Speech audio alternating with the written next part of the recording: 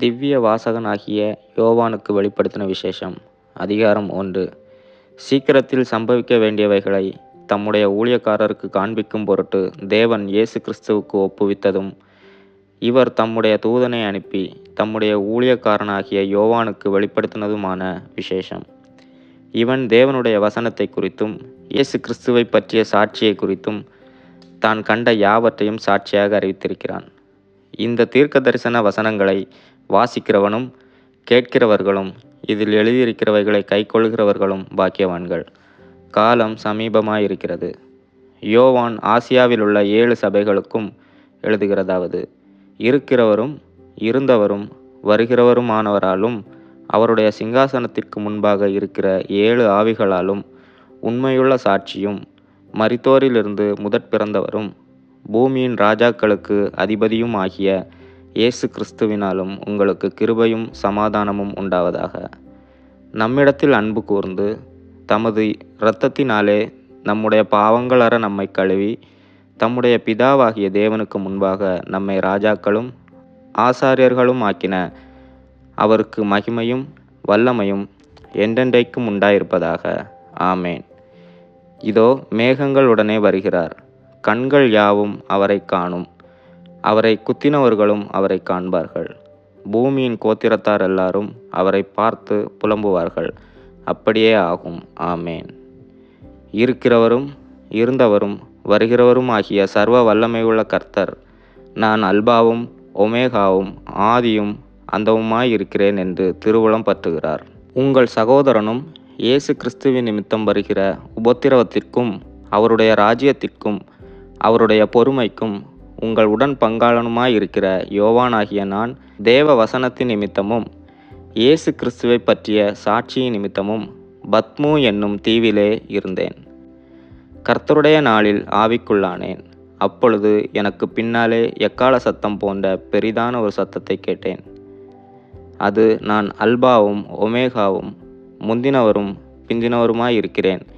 நீ காண்கிறதை ஒரு புஸ்தகத்தில் எழுதி ஆசியாவில் இருக்கிற எபேசு, சிமிர்னா, பெர்கமு, தியத்திரா, சர்தை, பிலதெல்பியா, லவோதிக்கேயா என்னும் பட்டணங்களில் உள்ள 7 சபைகளுக்கும் அனுப்பு என்று விளம்பினது. அப்பொழுது என்னுடனே பேசின சத்தத்தை பார்க்க திரும்பினேன். திரும்பினபோது 7 பொன் குத்து விளக்குகளையும் அந்த 7 குத்து விளக்குகளின் மத்தியிலே நிலையங்கி தரித்து மார்பருகே பொற்கச்சை கட்டியிருந்த மனுஷகுமாரனுக்கு ஒப்பானவரையும் கண்டேன். அவருடைய சிரசும் மயிரும் வெண்பஞ்சை போலவும் உறைந்த மலையைப் போலவும் வெண்மையாயிருந்தது. அவருடைய கண்கள் அக்கினி ஜுவாலையைப் போலிருந்தது. அவருடைய பாதங்கள் உலைக்களத்தில் காய்ந்த பிரகாசமான வெண்கலம் போல் இருந்தது. அவருடைய சத்தம் பெருவெள்ளத்து இரைச்சலைப் போல் இருந்தது. தமது வலது கரத்திலே 7 நட்சத்திரங்களை ஏந்தி கொண்டிருந்தார். அவர் வாயிலிருந்து இருபுறமும் கருக்குள்ள பட்டயம் புறப்பட்டது. அவருடைய முகம் வல்லமையாய் பிரகாசிக்கிற சூரியனைப் போல் இருந்தது. நான் அவரை கண்டபோது செத்தவனைப் போல அவருடைய பாதத்தில் விழுந்தேன். அப்பொழுது அவர் தம்முடைய வலது கரத்தை என்மேல் வைத்து என்னை நோக்கி, பயப்படாதே, நான் முந்தினவரும் பிந்தினவரும் உயிருள்ளவருமாயிருக்கிறேன். மரித்தேன், ஆனாலும் இதோ சதா காலங்களிலும் உயிரோடு இருக்கிறேன். ஆமேன். நான் மரணத்திற்கும் பாதாளத்திற்கும் உரிய திறவுகோல்களை உடையவராயிருக்கிறேன். நீ கண்டவைகளையும் இருக்கிறவைகளையும் இவைகளுக்கு பின்பு சம்பவிப்பவைகளையும் எழுது. என் வலது கரத்தில் நீ கண்ட 7 நட்சத்திரங்களின் இரகசியத்தையும் 7 பொன் குத்து விளக்குகளின் இரகசியத்தையும் எழுது. அந்த 7 நட்சத்திரங்களும் 7 சபையின் தூதர்களாம். நீ கண்ட 7 குத்து விளக்குகளும் 7 சபைகளாம். அதிகாரம் 2. எபேசு சபையின் தூதனுக்கு நீ எழுத வேண்டியது என்னவெனில், 7 நட்சத்திரங்களை தம்முடைய வலது கரத்தில் ஏந்தி கொண்டு 7 பொன் குத்து விளக்குகளின் மத்தியிலே உலாவிக் கொண்டிருக்கிறவர் சொல்லுகிறதாவது: உன் கிரியைகளையும் உன் பிரயாசத்தையும் உன் பொறுமையையும் நீ பொல்லாதவர்களை சகிக்க கூடாமல் இருக்கிறதையும் அப்போஸ்தலர் அல்லாதவர்கள் தங்களை அப்போஸ்தலர் என்று சொல்லுகிறதை நீ சோதித்து அவர்களை பொய்யர் என்று கண்டறிந்ததையும் நீ சகித்து கொண்டிருக்கிறதையும் பொறுமையாயிருக்கிறதையும் என் நாமத்தின் நிமித்தம் இளைப்படையாமல் பிரயாசப்பட்டதையும் அறிந்திருக்கிறேன். ஆனாலும் நீ ஆதியில் கொண்டிருந்த அன்பை விட்டாய் என்று உன் பேரில் எனக்கு குறையுண்டு. ஆகையால் நீ இன்ன நிலைமையிலிருந்து விழுந்தாய் என்பதை நினைத்து மனந்திரும்பி ஆதியில் செய்த கிரியைகளை செய்வாயாக. இல்லாவிட்டால் நான் சீக்கிரமாய் உன்னிடத்தில் வந்து நீ மனந்திரும்பாத பட்சத்தில் உன் விளக்குத்தண்டை அதனிடத்தினின்று நீக்கி விடுவேன். நான் வெறுக்கிற நிக்கோலாய் மதஸ்தரின் கிரியைகளை நீயும் வெறுக்கிறாய். இது உன்னிடத்தில் உண்டு. ஆவியானவர் சபைகளுக்கு சொல்லுகிறதை காதுள்ளவன் கேட்க கடவன். ஜெயங்கொள்ளுகிறவன் எவனோ அவனுக்கு தேவனுடைய பரதீசின் மத்தியில் இருக்கிற ஜீவ விருட்சத்தின் கனியை புசிக்க கொடுப்பேன் என்றெழுது. சிமிர்னா சபையின் தூதனுக்கு நீ எழுத வேண்டியது என்னவெனில், முந்தினவரும் பிந்தினவரும் மரித்திருந்து பிழைத்தவருமானவர் சொல்லுகிறதாவது, உன் கிரியைகளையும் உன் உபத்திரவத்தையும் நீ ஐஸ்வர்யமுள்ளவனாயிருந்தும் உனக்கிருக்கிற தரித்திரத்தையும் தங்களை யூதரென்று சொல்லியும் யூதராயிராமல் சாத்தானுடைய கூட்டமாயிருக்கிறவர்கள் செய்யும் தூஷணத்தையும் அறிந்திருக்கிறேன். நீ படப்போகிற பாடுகளை குறித்து எவ்வளவும் பயப்படாதே. இதோ நீங்கள் சோதிக்கப்படும் பொருட்டாக பிசாசானவன் உங்களில் சிலரை காவலில் போடுவான். 10 நாள் உபத்திரவப்படுவீர்கள். ஆகிலும் நீ மரண பரியந்தம் உண்மையாயிரு. அப்பொழுது ஜீவ கிரீடத்தை உனக்கு தருவேன். ஆவியானவர் சபைகளுக்கு சொல்லுகிறதை காதுள்ளவன் கேட்க கடவன். ஜெயங்கொள்ளுகிறவன் 2ஆம் மரணத்தினால் சேதப்படுவதில்லை என்றெழுது. பெர்கமு சபையின் தூதனுக்கு நீ எழுத வேண்டியது என்னவெனில், இருபுறமும் கருக்குள்ள பட்டயத்தை உடையவர் சொல்லுகிறதாவது, உன் கிரியைகளையும் சாத்தானுடைய சிங்காசனம் இருக்கிற இடத்தில் நீ குடியிருக்கிறதையும் நீ என் நாமத்தை பற்றி கொண்டிருக்கிறதையும் சாத்தான் குடிக்கொண்டிருக்கிற இடத்திலே உங்களுக்குள்ளே எனக்கு உண்மையுள்ள சாட்சியான அந்திப்பா என்பவன் கொல்லப்பட்ட நாட்களிலும் என்னை பற்றும் விசுவாசத்தை நீ மறுதலியாமல் இருந்ததையும் அறிந்திருக்கிறேன். ஆகிலும் சில காரியங்களை குறித்து உன் பேரில் எனக்கு குறையுண்டு. விக்கிரகங்களுக்கு படைத்தவைகளை புசிப்பதற்கும் வேசித்தனம் பண்ணுவதற்கும் ஏதுவான இடரலை இஸ்ரவேல் புத்திரர் முன்பாக போடும்படி பாலாக் என்பவனுக்கு போதனை செய்த பிலேயாமுடைய போதகத்தை கைக்கொள்கிறவர்கள் உன்னிடத்தில் உண்டு. அப்படியே நிக்கோலாய் மதஸ்தருடைய போதகத்தை கைக்கொள்கிறவர்களும் உன்னிடத்தில் உண்டு. அதை நான் வெறுக்கிறேன். நீ மனந்திரும்பு. இல்லாவிட்டால் நான் சீக்கிரமாய் உன்னிடத்தில் வந்து என் வாயின் பட்டயத்தால் அவர்களோட யுத்தம் பண்ணுவேன். ஆவியானவர் சபைகளுக்கு சொல்லுகிறதை காதுள்ளவன் கேட்க கடவன். ஜெயங்கொள்ளுகிறவனுக்கு நான் மறைவான மன்னாவை புசிக்க கொடுத்து அவனுக்கு வெண்மையான குறிக்கல்லையும் அந்த கல்லின் மேல் எழுதப்பட்டதும் அதை பெறுகிறவனையே அன்றி வேறொருவனும் அறியக்கூடாததும் ஆகிய புதிய நாமத்தை கொடுப்பேன் என்றெழுது. தியத்திரா சபையின் தூதனுக்கு நீ எழுத வேண்டியது என்னவெனில், அக்கினி ஜுவாலை போன்ற கண்களும் பிரகாசமான வெண்கலம் போன்ற பாதங்களும் உள்ள தேவகுமாரன் சொல்லுகிறதாவது, உன் கிரியைகளையும் உன் அன்பையும் உன் ஊழியத்தையும் உன் விசுவாசத்தையும் உன் பொறுமையையும் நீ முன்பு செய்த கிரியைகளிலும் பின்பு செய்த கிரியைகள் அதிகமாய் இருக்கிறதையும் அறிந்திருக்கிறேன். ஆகிலும் உன் பேரில் எனக்கு குறையுண்டு. என்னவெனில், தன்னை தீர்க்கதரிசி என்று சொல்லுகிற எசபேல் என்னும் ஸ்திரியானவள் என்னுடைய ஊழியக்காரர் வேசித்தனம் பண்ணவும் விக்கிரகங்களுக்கு படைத்தவைகளை புசிக்கவும் அவர்களுக்கு போதித்து அவர்களை வஞ்சிக்கும்படி நீ அவளுக்கு இடம் கொடுக்கிறாய். அவள் மனம் திரும்பும்படியாய் அவளுக்கு தவணை கொடுத்தேன். தன் வேசி மார்க்கத்தை விட்டு மனம் திரும்ப அவளுக்கு விருப்பமில்லை. இதோ நான் அவளை கட்டில் கிடையாக்கி அவளுடனே விபச்சாரம் செய்தவர்கள் தங்களுடைய கிரியைகளை விட்டு மனம் திரும்பாவிட்டால் அவர்களையும் மிகுந்த உபத்திரவத்திலே தள்ளி அவளுடைய பிள்ளைகளையும் கொல்லவே கொல்லுவேன். அப்பொழுது நானே உள்ளிந்திரியங்களையும் இருதயங்களையும் ஆராய்கிறவர் என்று எல்லா சபைகளும் அறிந்து கொள்ளும். அன்றியும் உங்களில் ஒவ்வொருவனுக்கும் உங்கள் கிரியைகளின்படியே பலனளிப்பேன்.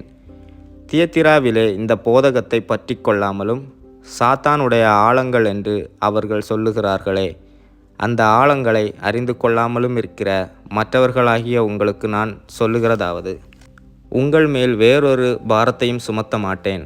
உங்களுக்குள்ளதை நான் வருமளவும் பற்றி கொண்டிருங்கள். ஜெயங்கொண்டு முடிவு பரியந்தம் என் கிரியைகளை கைக்கொள்கிறவன் எவனோ அவனுக்கு நான் என் பிதாவினிடத்தில் அதிகாரம் பெற்றது போல ஜாதிகள் மேல் அதிகாரம் கொடுப்பேன். அவன் இருப்புக்கோலால் அவர்களை ஆளுவான். அவர்கள் மண்பாண்டங்களைப் போல நொறுக்கப்படுவார்கள். விடிவெளி நட்சத்திரத்தையும் அவனுக்கு கொடுப்பேன்.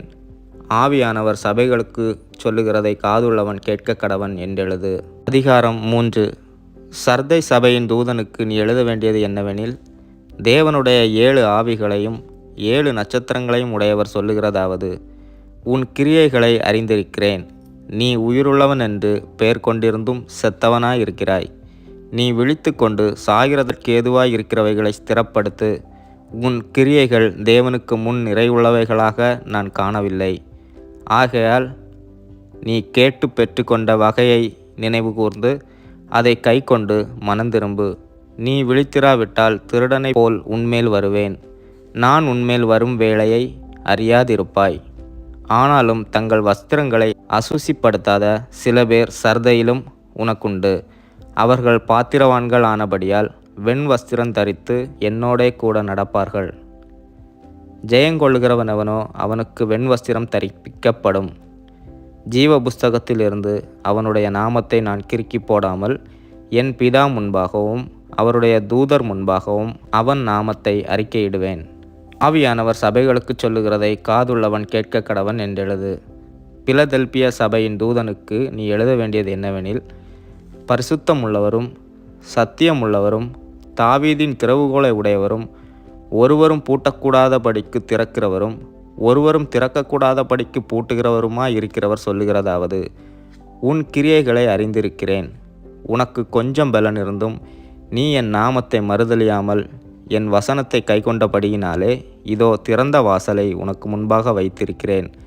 அதை ஒருவனும் பூட்டமாட்டான். இதோ யூதர் அல்லாதிருந்தும் தங்களை யூதர் என்று பொய் சொல்கிறவர்களாகிய சாத்தானுடைய கூட்டத்தாரில் சிலரை உனக்கு கொடுப்பேன். இதோ அவர்கள் உன் பாதங்களுக்கு முன்பாக வந்து பணிந்து நான் உன்மேல் அன்பாய் இருக்கிறதை அறிந்து கொள்ளும்படி செய்வேன்.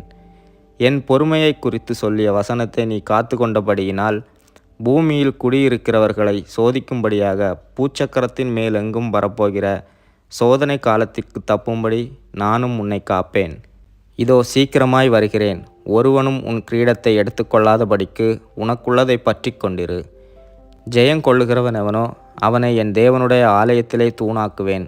அதினின்று அவன் ஒரு காலும் நீங்குவதில்லை. என் தேவனுடைய நாமத்தையும் என் தேவனால் பரலோகத்தில் இறங்கி வருகிற புதிய எருசலேம் ஆகிய என் தேவனுடைய நகரத்தின் நாமத்தையும் என் புதிய நாமத்தையும் அவன் மேல் எழுதுவேன்.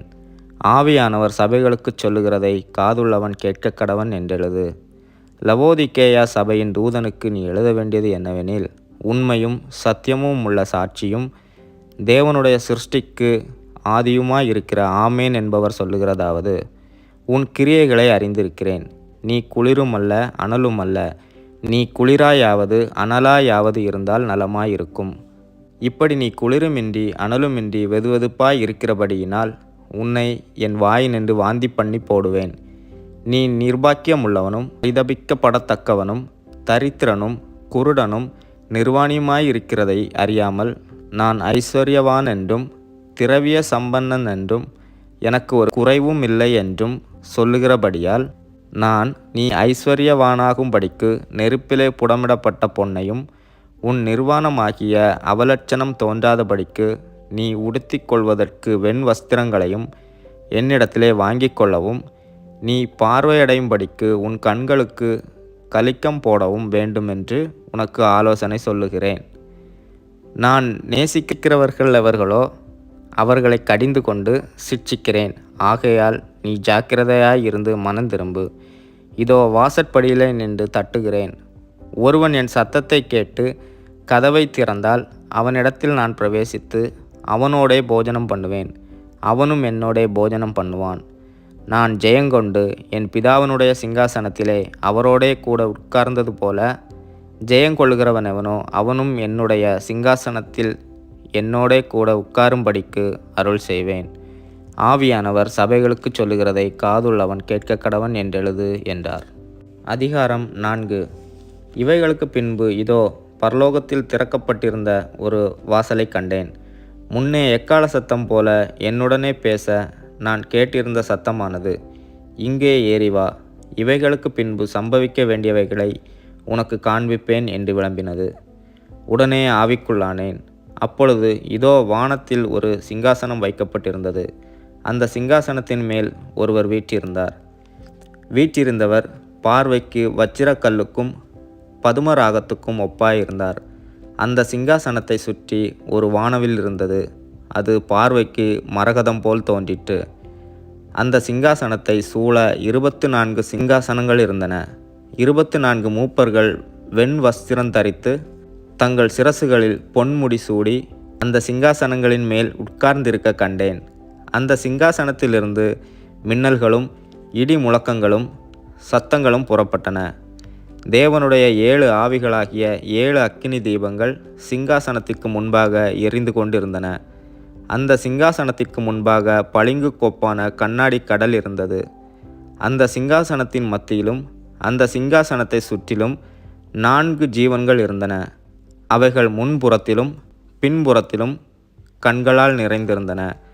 முதலாம் ஜீவன் சிங்கத்திற்கொப்பாகவும், 2ஆம் ஜீவன் காளை கொப்பாகவும், 3ஆம் ஜீவன் மனுஷ முகம் போன்ற முகமுள்ளதாகவும், 4ஆம் ஜீவன் பறக்கிற கழுகுக்கு ஒப்பாகவும் இருந்தன. அந்த 4 ஜீவன்களிலும் ஒவ்வொன்று அவ்வாறு சிறகுள்ளவைகளும் சுற்றிலும் உள்ளேயும் கண்களால் நிறைந்தவைகளுமாயிருந்தன. அவைகள் இருந்தவரும் இருக்கிறவரும் வருகிறவரும் ஆகிய சர்வ வல்லமையுள்ள தேவனாகிய கர்த்தர் பரிசுத்தர், பரிசுத்தர், பரிசுத்தர் என்று இரவும் பகலும் ஓய்வில்லாமல் சொல்லிக் கொண்டிருந்தன. மேலும் சிங்காசனத்தின் மேல் வீற்றிருந்து சதா காலங்களிலும் உயிரோடு இருக்கிறவருக்கு அந்த ஜீவன்கள் மகிமையையும் கனத்தையும் ஸ்தோத்திரத்தையும் செலுத்தும்போது 24 மூப்பர்களும் சிங்காசனத்தின் மேல் வீற்றிருக்கிறவருக்கு முன்பாக வணக்கமாய் விழுந்து சதா காலங்களிலும் உயிரோடு இருக்கிறவரை தொழுது கொண்டு தங்கள் கிரீடங்களை சிங்காசனத்திற்கு முன்பாக வைத்து, கர்த்தாவே, தேவரீர் மகிமையையும் கனத்தையும் வல்லமையையும் பெற்றுக்கொள்கிறதற்கு பாத்திரராயிருக்கிறீர். நீரே சகலத்தையும் சிருஷ்டித்தீர். உம்முடைய சித்தத்தினாலே அவைகள் உண்டாயிருக்கிறவைகளும் சிருஷ்டிக்கப்பட்டவைகளுமாய் இருக்கிறது என்றார்கள். அதிகாரம் 5. அன்றியும் உள்ளும் புறமும் எழுதப்பட்டு 7 முத்திரைகளால் முத்திரிக்கப்பட்டிருந்த ஒரு புஸ்தகத்தை சிங்காசனத்தின் மேல் வீற்றிருக்கிறவருடைய வலது கரத்திலே கண்டேன். புஸ்தகத்தை திறக்கவும் அதன் முத்திரைகளை உடைக்கவும் பாத்திரவான் யார் என்று மிகுந்த சத்தமிட்டு கூறுகிற பலமுள்ள ஒரு தூதனையும் கண்டேன். வானத்திலாவது பூமியிலாவது பூமியின் கீழாவது ஒருவனும் அந்த புஸ்தகத்தை திறக்கவும் அதை பார்க்கவும் கூடாதிருந்தது. ஒருவனும் அந்த புஸ்தகத்தை திறந்து வாசிக்கவும் அதை பார்க்கவும் பாத்திரவானாக காணப்படாததினால் நான் மிகவும் அழுதேன். அப்பொழுது மூப்பர்களில் ஒருவன் என்னை நோக்கி, நீ அழ வேண்டாம். இதோ, யூதா கோத்திரத்து சிங்கமும் தாவீதின் வேருமானவர் புஸ்தகத்தை திறக்கவும் அதன் 7 முத்திரைகளையும் உடைக்கவும் ஜெயங்கொண்டிருக்கிறார் என்றான். அப்பொழுது இதோ, அடிக்கப்பட்ட வண்ணமாயிருக்கிற ஒரு ஆட்டுக்குட்டி சிங்காசனத்திற்கும் 4 ஜீவன்களுக்கும் மூப்பர்களுக்கும் மத்தியிலே நிற்க கண்டேன். அது 7 கொம்புகளையும் 7 கண்களையும் உடையதாய் இருந்தது. அந்த கண்கள் பூமியெங்கும் அனுப்பப்படுகிற தேவனுடைய 7 ஆவிகளேயாம். அந்த ஆட்டுக்குட்டியானவர் வந்து சிங்காசனத்தின் மேல் உட்கார்ந்தவருடைய வலது கரத்தில் இருந்த புஸ்தகத்தை வாங்கினார். அந்த புஸ்தகத்தை அவர் வாங்கினபோது அந்த 4 ஜீவன்களும் 24 மூப்பர்களும் தங்கள் தங்கள் சுரமண்டலங்களையும் பரிசுத்தவான்களுடைய ஜபங்களாகிய தூப வர்க்கத்தால் நிறைந்த பொற்கலசங்களையும் பிடித்து கொண்டு ஆட்டுக்குட்டியானவருக்கு முன்பாக வணக்கமாய் விழுந்து, தேவரீர் புஸ்தகத்தை வாங்கவும் அதன் முத்திரைகளை உடைக்கவும் பாத்திரராய் இருக்கிறீர். ஏனெனில் நீர் அடிக்கப்பட்டு சகல கோத்திரங்களிலும் பாஷைக்காரரிலும் ஜனங்களிலும் ஜாதிகளிலும் இருந்து எங்களை தேவனுக்கென்று உம்முடைய இரத்தத்தினாலே மீட்டு கொண்டு எங்கள் தேவனுக்கு முன்பாக எங்களை ராஜாக்களும் ஆசாரியர்களும் ஆக்கினீர். நாங்கள் பூமியிலே அரசாளுவோம் என்று புதிய பாட்டை பாடினார்கள். பின்னும் நான் பார்த்தபோது சிங்காசனத்தையும் ஜீவன்களையும் மூப்பர்களையும் சூழ்ந்திருந்த அநேக தூதர்களுடைய சத்தத்தை கேட்டேன். அவர்களுடைய இலக்கம் 10,000 10,000 இருந்தது. அவர்களும் மகா சத்தமிட்டு, அடிக்கப்பட்ட ஆட்டுக்குட்டியானவர் வல்லமையையும் ஐஸ்வர்யத்தையும் ஞானத்தையும் பலத்தையும் கனத்தையும் மகிமையையும் ஸ்தோத்திரத்தையும் பெற்றுக்கொள்ள பாத்திரராய் இருக்கிறார் என்று சொன்னார்கள். அப்பொழுது வானத்திலும் பூமியிலும் பூமியின் கீழும் இருக்கிற சிருஷ்டிகள் யாவும், சமுத்திரத்தில் உள்ளவைகளும் அவற்றுள்ளடங்கிய வஸ்துக்கள் யாவும் சிங்காசனத்தின் மேல் வீற்றிருக்கிறவருக்கும் ஆட்டுக்குட்டியானவருக்கும் ஸ்தோத்திரமும் கனமும் மகிமையும் வல்லமையும் சதா காலங்களிலும் உண்டாவதாக என்று சொல்ல கேட்டேன். அதற்கு 4 ஜீவன்களும் ஆமேன் என்று சொல்லின. 24 மூப்பர்களும் வணக்கமாய் விழுந்து சதா காலங்களிலும் உயிரோடு இருக்கிறவரை தொழுது கொண்டார்கள். அதிகாரம் 6. ஆட்டுக்குட்டியானவர் முத்திரைகளில் ஒன்றை உடைக்கக் கண்டேன். அப்பொழுது 4 ஜீவன்களில் ஒன்று என்னை நோக்கி, நீ வந்து பார் என்று இடி முழக்கம் போன்ற சத்தமாய் சொல்லக் கேட்டேன். நான் பார்த்தபோது இதோ ஒரு வெள்ளை குதிரையைக் கண்டேன். அதன் மேல் ஏறி இருந்தவன் வில்லை பிடித்திருந்தான். அவனுக்கு ஒரு கிரீடம் கொடுக்கப்பட்டது. அவன் ஜெயிக்கிறவனாகவும் ஜெயிப்பவனாகவும் புறப்பட்டான். அவர் 2ஆம் முத்திரையை உடைத்தபோது 2ஆம் ஜீவனானது, நீ வந்து பார் என்று சொல்லக் கேட்டேன். அப்பொழுது சிவப்பான வேறொரு குதிரை புறப்பட்டது. அதன் மேல் ஏறி இருந்தவனுக்கு பூமியில் உள்ளவர்கள் ஒருவரை ஒருவர் கொலை செய்யத்தக்கதாக சமாதானத்தை பூமியிலிருந்து எடுத்து போடும்படியான அதிகாரம் கொடுக்கப்பட்டது. ஒரு பெரிய பட்டயமும் அவனுக்கு கொடுக்கப்பட்டது. அவர் 3ஆம் முத்திரையை உடைத்தபோது 3ஆம் ஜீவனானது, நீ வந்து பார் என்று சொல்லக் கேட்டேன். நான் பார்த்தபோது இதோ ஒரு கருப்பு குதிரையை கண்டேன். அதன் மேல் ஏறி இருந்தவன் ஒரு தராசை தன் கையிலே பிடித்திருந்தான். அப்பொழுது ஒரு பணத்துக்கு 1 படி கோதுமை என்றும் 1 பணத்துக்கு 3 படி வாட்கோதுமை என்றும் எண்ணெயையும் திராட்சரசத்தையும் சேதப்படுத்தாதே என்றும் 4 ஜீவன்களின் மத்தியிலிருந்து உண்டான சத்தத்தை கேட்டேன். அவர் 4ஆம் முத்திரையை உடைத்தபோது 4ஆம் ஜீவனானது, நீ வந்து பார் என்று சொல்லும் சத்தத்தை கேட்டேன். நான் பார்த்தபோது இதோ மங்கின நிறமுள்ள ஒரு குதிரையை கண்டேன். அதன் மேல் ஏறி இருந்தவனுக்கு மரணம் என்று பெயர். பாதாளம் அவன் பின் சென்றது. பட்டயத்தினாலும் பஞ்சத்தினாலும் சாவினாலும் பூமியின் துஷ்ட மிருகங்களினாலும் பூமியின் காட்பங்கில் உள்ளவர்களை கொலை செய்யும்படியான அதிகாரம் அவைகளுக்கு கொடுக்கப்பட்டது. அவர் 5ஆம் முத்திரையை உடைத்தபோது தேவ வசனத்தின் நிமித்தமும் தாங்கள் கொடுத்த சாட்சி நிமித்தமும் கொல்லப்பட்டவர்களுடைய ஆத்துமாக்களை பலிபீடத்தின் கீழே கண்டேன்.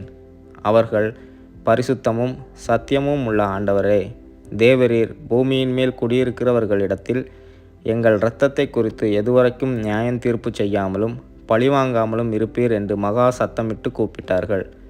அப்பொழுது அவர்கள் ஒவ்வொருவருக்கும் வெள்ளை அங்கிகள் கொடுக்கப்பட்டது. அன்றியும் அவர்கள் தங்களைப் போல கொலை செய்யப்பட போகிறவர்களாகிய தங்கள் உடன் பணிவிடைக்காரரும் தங்கள் சகோதரருமானவர்களின் தொகை நிறைவாகும் அளவும் இன்னும் கொஞ்சங்காலம் இளைப்பாற வேண்டும் என்று அவர்களுக்கு சொல்லப்பட்டது. அவர் 6ஆம் முத்திரையை உடைக்க கண்டேன். இதோ பூமி மிகவும் அதிர்ந்தது. சூரியன் கருப்பு கம்பிளியைப் போல கருத்தது. சந்திரன் இரத்தம் போல ஆயிற்று. அத்திமரமானது பெருங்காற்றினால் அசைக்கப்படும் போது அதன் காய்கள் உதிர்கிறது போல வானத்தின் நட்சத்திரங்களும் பூமியிலே விழுந்தது. வானமும் சுருட்டப்பட்ட புஸ்தகம் போலாகி விலகி போயிற்று. மலைகள் தீவுகள் யாவும் தங்கள் இடங்களை விட்டு அகன்று போயின. பூமியின் ராஜாக்களும் பெரியோர்களும் ஐஸ்வர்யவான்களும் சேனை தலைவர்களும் பலவான்களும் அடிமைகள் யாவரும் சுயாதீனர் யாவரும் பர்வதங்களின் குகைகளிலும் கண்மலைகளிலும் ஒளித்துக்கொண்டு பர்வதங்களையும் கண்மலைகளையும் நோக்கி, நீங்கள் எங்கள் மேல் விழுந்து சிங்காசனத்தின் மேல் வீற்றிருக்கிறவருடைய முகத்திற்கும் ஆட்டுக்குட்டியானவருடைய கோபத்திற்கும் எங்களை மறைத்து கொள்ளுங்கள். அவருடைய கோபாக்கினையின் மகா நாள் வந்துவிட்டது. யார் நிலை நிற்கக்கூடும் என்றார்கள். அதிகாரம் 7. இவைகளுக்கு பின்பு பூமியின் 4 திசைகளிலும் 4 தூதர்கள் நின்று பூமியின் மேலாவது சமுத்திரத்தின் மேலாவது ஒரு மரத்தின் மேலாவது காற்று அடியாதபடிக்கு பூமியின் 4 காற்றுகளையும் பிடித்திருக்க கண்டேன். ஜீவனுள்ள தேவனுடைய முத்திரை கோலையுடைய வேறொரு தூதன் சூரியன் உதிக்கும் திசையிலிருந்து ஏறி வர கண்டேன். அவன் பூமியையும் சமுத்திரத்தையும் சேதப்படுத்துகிறதற்கு அதிகாரம் பெற்ற அந்த 4 தூதரையும் நோக்கி, நாம் நமது தேவனுடைய ஊழியக்காரரின் நெற்றிகளில் முத்திரை போட்டு தீரும் அளவும் பூமியையும் சமுத்திரத்தையும் மரங்களையும் சேதப்படுத்தாதிருங்கள் என்று மகா சத்தமிட்டு கூப்பிட்டான். முத்திரை போடப்பட்டவர்களின் தொகையை சொல்லக் கேட்டேன். இஸ்ரவேல் புத்திரருடைய சகல கோத்திரங்களிலும் முத்திரை போடப்பட்டவர்கள் 144,000 பேர். யூதா கோத்திரத்தில் முத்திரை போடப்பட்டவர்கள் 12,000. ரூபன் கோத்திரத்தில் முத்திரை போடப்பட்டவர்கள் 12,000. காத் கோத்திரத்தில் முத்திரை போடப்பட்டவர்கள் 12,000. ஆசேர் கோத்திரத்தில் முத்திரை போடப்பட்டவர்கள் 12000. நப்தலி கோத்திரத்தில் முத்திரை போடப்பட்டவர்கள் 12000. மனாசே கோத்திரத்தில் முத்திரை போடப்பட்டவர்கள் 12000. சிமியோன் கோத்திரத்தில் முத்திரை போடப்பட்டவர்கள் 12000. லேவி கோத்திரத்தில் முத்திரை போடப்பட்டவர்கள் 12000. இசக்கார் கோத்திரத்தில் முத்திரை போடப்பட்டவர்கள் 12000. செபுலோன் கோத்திரத்தில் முத்திரை போடப்பட்டவர்கள் 12000. யோசேப்பு கோத்திரத்தில் முத்திரை போடப்பட்டவர்கள் 12000. பென்யமீன் கோத்திரத்தில் முத்திரை போடப்பட்டவர்கள் 12000. இவைகளுக்கு பின்பு நான் பார்த்தபோது, இதோ சகல ஜாதிகளிலும் கோத்திரங்களிலும் ஜனங்களிலும் பாஷைக்காரரிலும் இருந்து வந்ததும் ஒருவனும் எண்ணக்கூடாததுமான திரளான கூட்டமாகிய ஜனங்கள் வெள்ளை அங்கிகளை தரித்து தங்கள் கைகளில் குருத்தோலைகளை பிடித்து சிங்காசனத்திற்கு முன்பாகவும் ஆட்டுக்குட்டியானவருக்கு முன்பாகவும் நிற்க கண்டேன். அவர்கள் மகா சத்தமிட்டு, இரட்சிப்பின் மகிமை சிங்காசனத்தின் மேல் வீற்றிருக்கிற எங்கள் தேவனுக்கும் ஆட்டுக்குட்டியானவருக்கும் உண்டாவதாக என்று ஆர்ப்பரித்தார்கள். தூதர்கள் யாவரும் சிங்காசனத்தையும் மூப்பர்களையும் 4 ஜீவன்களையும் சூழ நின்று சிங்காசனத்திற்கு முன்பாக முகங்குப்புற விழுந்து தேவனை தொழுது கொண்டு, ஆமேன், எங்கள் தேவனுக்கு துதியும் மகிமையும் ஞானமும் ஸ்தோத்திரமும் கனமும் வல்லமையும் பெலனும் சதா காலங்களிலும் உண்டாவதாக, ஆமேன் என்றார்கள். அப்பொழுது மூப்பர்களில் ஒருவன் என்னை நோக்கி, வெள்ளை அங்கிகளை தரித்திருக்கிற இவர்கள் யார்? எங்கே இருந்து வந்தார்கள் என்று கேட்டான். அதற்கு நான், ஆண்டவனே, அது உமக்கே தெரியும் என்றேன். அப்பொழுது அவன், இவர்கள் மிகுந்த உபத்திரவத்திலிருந்து வந்தவர்கள். இவர்கள் தங்கள் அங்கிகளை ஆட்டுக்குட்டியானவருடைய இரத்தத்திலே தோய்த்து வெளுத்தவர்கள். ஆனபடியால் இவர்கள் தேவனுடைய சிங்காசனத்திற்கு முன்பாக இருந்து இரவும் பகலும் அவருடைய ஆலயத்திலே அவரை சேவிக்கிறார்கள். சிங்காசனத்தின் மேல் வீற்றிருக்கிறவர் இவர்களுக்குள்ளே வாசமாயிருப்பார். இவர்கள் இனி பசி அடைவதும் இல்லை, இனி தாகமடைவதும் இல்லை. வெயிலாவது உஷ்ணமாவது இவர்கள் மேல் படுவதும் இல்லை. சிங்காசனத்தின் மத்தியில் இருக்கிற ஆட்டுக்குட்டியானவரே இவர்களை மேய்த்து இவர்களை ஜீவ தண்ணீருள்ள ஊற்றுகள் அண்டைக்கு நடத்துவார். தேவன் தாமே இவர்களுடைய கண்ணீர் யாவையும் துடைப்பார் என்றான். அதிகாரம் 8. அவர் 7ஆம் முத்திரையை உடைத்தபோது பரலோகத்தில் ஏறக்குறைய அரை மணி நேரமளவும் அமைதல் உண்டாயிற்று. பின்பு தேவனுக்கு முன்பாக நிற்கிற 7 தூதர்களையும் கண்டேன். அவர்களுக்கு 7 எக்காளங்கள் கொடுக்கப்பட்டது. வேறொரு தூதனும் வந்து தூபங்காட்டும் பொற்கலசத்தை பிடித்து பலிபீடத்தின் படியிலே நின்றான். சிங்காசனத்திற்கு முன்பாக இருந்த பொற்பீடத்தின் மேல் சகல பரிசுத்தவான்களுடைய ஜெபங்களோடும் செலுத்தும்படி மிகுந்த தூபவர்க்கம் அவனுக்கு கொடுக்கப்பட்டது. அப்படியே பரிசுத்தவான்களுடைய ஜெபங்களோடும் செலுத்தப்பட்ட தூபவர்க்கத்தின் புகையானது தூதனுடைய கையிலிருந்து தேவனுக்கு முன்பாக எழும்பிற்று. பின்பு அந்த தூதன் தூப கலசத்தை எடுத்து அதை பலிபீடத்து நெருப்பினால் நிரப்பி பூமியிலே கொட்டினான். உடனே சத்தங்களும் இடி முழக்கங்களும் மின்னல்களும் பூமி அதிர்ச்சியும் உண்டாயின. அப்பொழுது 7 எக்காளங்களை உடைய 7 தூதர்கள் எக்காளம் ஊதுகிறதற்கு தங்களை ஆயத்தப்படுத்தினார்கள். முதலாம் தூதன் எக்காளம் ஊதினான். அப்பொழுது இரத்தங்கலந்த கல்மழையும் அக்கினியும் உண்டாகி பூமியிலே கொட்டப்பட்டது. அதனால் மரங்களில் 1/3 பங்கு வெந்து போயிற்று, பசும் புல்லெல்லாம் எரிந்து போயிற்று. 2ஆம் தூதன் எக்காளம் ஊதினான். அப்பொழுது அக்கினியால் எரிகிற பெரிய மலை போன்றதொன்று சமுத்திரத்திலே போடப்பட்டது. அதனால் சமுத்திரத்தில் 1/3 பங்கு இரத்தமாயிற்று. சமுத்திரத்தில் இருந்த ஜீவனுள்ள சிருஷ்டிகளில் 1/3 பங்கு செத்து போயிற்று. கப்பல்களில் 1/3 பங்கு சேதமாயிற்று. 3ஆம் தூதன் எக்காளம் ஊதினான். அப்பொழுது ஒரு பெரிய நட்சத்திரம் தீவட்டியைப் போல எரிந்து வானத்திலிருந்து விழுந்தது. அது ஆறுகளில் 1/3 பங்கின் மேலும் நீரூற்றுகளின் மேலும் விழுந்தது. அந்த நட்சத்திரத்திற்கு எட்டி என்று பெயர். அதனால் தண்ணீரில் 1/3 பங்கு எட்டியைப் போல கசப்பாயிற்று. இப்படி கசப்பான தண்ணீரினால் மனுஷரில் அநேகர் செத்தார்கள். 4ஆம் தூதன் எக்காளம் ஊதினான். அப்பொழுது சூரியனில் 1/3 பங்கும் சந்திரனில் 1/3 பங்கும் நட்சத்திரங்களில் 1/3 பங்கும் சேதப்பட்டது. அவற்றில் 1/3 பங்கு இருளடைந்தது. பகலிலும் 1/3 பங்கு பிரகாசம் இல்லாமல் போயிற்று. இரவிலும் அப்படியே ஆயிற்று.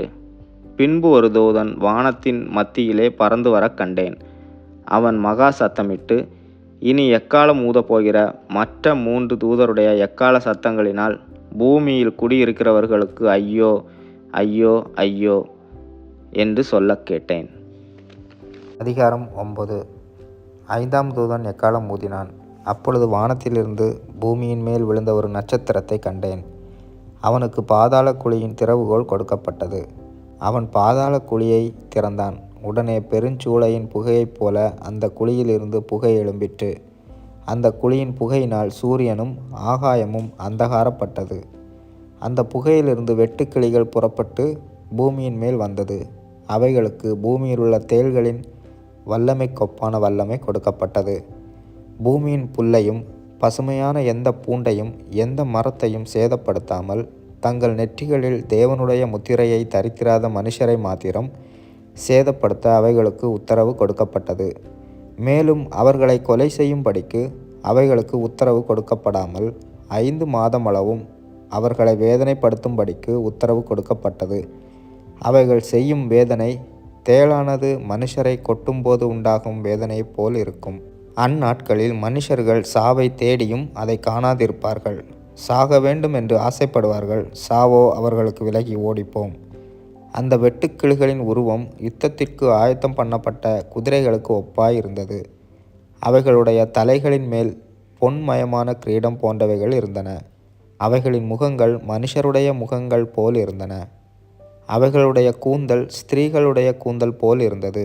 அவைகளின் பற்கள் சிங்கங்களின் பற்கள் போல் இருந்தன. இருப்பு கவசங்களைப் போல மார்க்கவசங்கள் அவைகளுக்கு இருந்தன. அவைகளுடைய சிறகுகளின் இரைச்சல் யுத்தத்திற்கு ஓடுகிற அநேகம் குதிரைகள் பூண்ட இரதங்களின் இரைச்சலுக்கு ஒப்பாய் இருந்தன. அவைகள் தேள்களின் வாள்களுக்கு ஒப்பான வாள்களையும் அந்த வாள்களில் கொடுக்குகளையும் உடையவைகளாய் இருந்தன.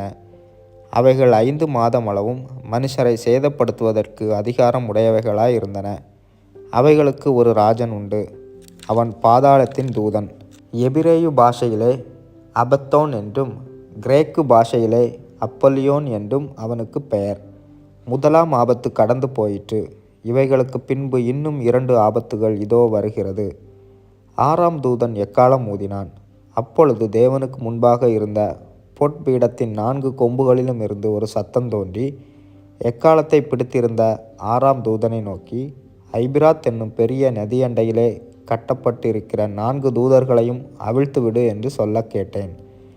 அப்பொழுது மனுஷரில் 1/3 பங்கை கொல்லும்படிக்கு 1 மணி நேரத்திற்கும் 1 நாளுக்கும் 1 மாதத்திற்கும் 1 வருஷத்திற்கும் ஆயத்தமாக்கப்பட்டிருந்த அந்த 4 தூதர்களும் அவிழ்த்துவிடப்பட்டார்கள். குதிரை சேனைகளாகிய இராணுவங்களின் தொகை 20 கோடியாய் இருந்தது.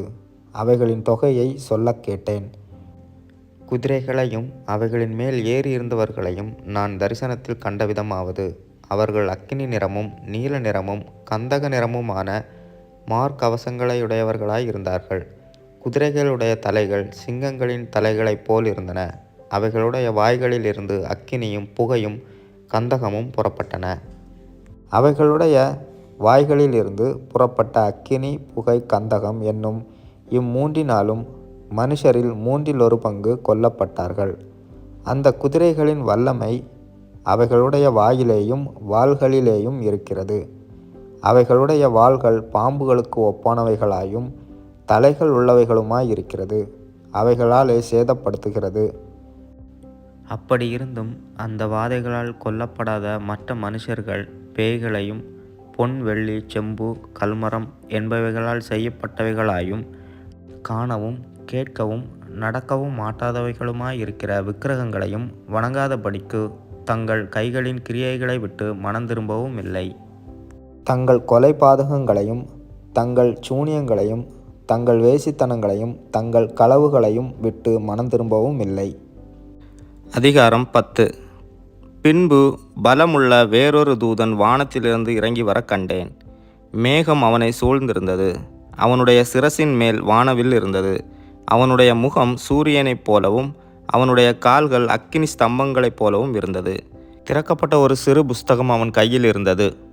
தன் வலது பாதத்தை சமுத்திரத்தின் மேலும் தன் இடது பாதத்தை பூமியின் மேலும் வைத்து சிங்கம் கர்ச்சிக்கிறது போல மகா சத்தமாய் ஆர்ப்பரித்தான். அவன் ஆர்ப்பரித்த போது 7 இடிகளும் சத்தமிட்டு முழங்கின. அவ்வேழு இடிகளும் தங்கள் சத்தங்களை முழங்கின போது நான் எழுத வேண்டுமென்றிருந்தேன். அப்போது 7 இடி முழக்கங்கள் சொன்னவைகளை நீ எழுதாமல் முத்திரை போடு என்று வானத்திலிருந்து ஒரு சத்தம் உண்டாக கேட்டேன். சமுத்திரத்தின் மேலும் பூமியின் மேலும் நிற்கிறதாக நான் கண்ட தூதன் தன் கையை வானத்திற்கு நேராக உயர்த்தி, இனி காலம் செல்லாது, ஆனாலும் தேவன் தம்முடைய ஊழியக்காரராகிய தீர்க்கதரிசிகளுக்கு சுவிசேஷமாய் அறிவித்தபடி 7ஆம் தூதனுடைய சத்தத்தின் நாட்களிலே அவன் எக்காலம் ஊதப்போகிற போது தேவ ரகசியம் நிறைவேறும் என்று வானத்தையும் அதிலுள்ளவைகளையும் பூமியையும் அதிலுள்ளவைகளையும் சமுத்திரத்தையும் அதிலுள்ளவைகளையும் சிருஷ்டித்தவரும் சதா காலங்களிலும் உயிரோடு இருக்கிறவருமானவர் மேல் ஆணையிட்டு சொன்னான். நான் வானத்திலிருந்து பிறக்க கேட்ட சத்தம் மறுபடியும் என்னுடனே பேசி, சமுத்திரத்தின் மேலும் பூமியின் மேலும் நிற்கிற தூதனுடைய கையில் இருக்கும் திறக்கப்பட்ட சிறு புஸ்தகத்தை நீ போய் வாங்கிக்கொள் என்று சொல்ல, நான் தூதனிடத்தில் போய் அந்த சிறு புஸ்தகத்தை எனக்கு தாரும் என்றேன். அதற்கு அவன், நீ இதை வாங்கி புசி, இது உன் வயிற்றுக்கு கசப்பாய் இருக்கும், ஆகிலும் உன் வாய்க்கு இது தேனை போல மதுரமாய் இருக்கும் என்றான். நான் அந்த சிறு புஸ்தகத்தை தூதனுடைய கையிலிருந்து வாங்கி அதை புசித்தேன். என் வாய்க்கு அது தேனை போல மதுரமாய் இருந்தது. நான் அதை புசித்தவுடனே என் வயிறு கசப்பாயிற்று. அப்பொழுது அவன் என்னை நோக்கி, நீ மறுபடியும் அநேக ஜனங்களையும் ஜாதிகளையும் பாஷைக்காரரையும் ராஜாக்களையும் குறித்து தீர்க்க தரிசனம் சொல்ல வேண்டும் என்றான்.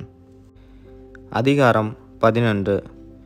பின்பு கைக்கோலுக்கு ஒப்பான ஒரு அளவுகோல் என்னிடத்தில் கொடுக்கப்பட்டது. அப்பொழுது தேவதூதன் என்று என்னை நோக்கி, நீ எழுந்து தேவனுடைய ஆலயத்தையும் பலிபீடத்தையும் அதில் தொழுதுகிறவர்களையும் அளந்து பார். ஆலயத்திற்கு புறம்பே இருக்கிற பிரகாரம் புறஜாதியாருக்கு கொடுக்கப்பட்டபடியால் அதை அளவாமல் புறம்பாக்கி போடு.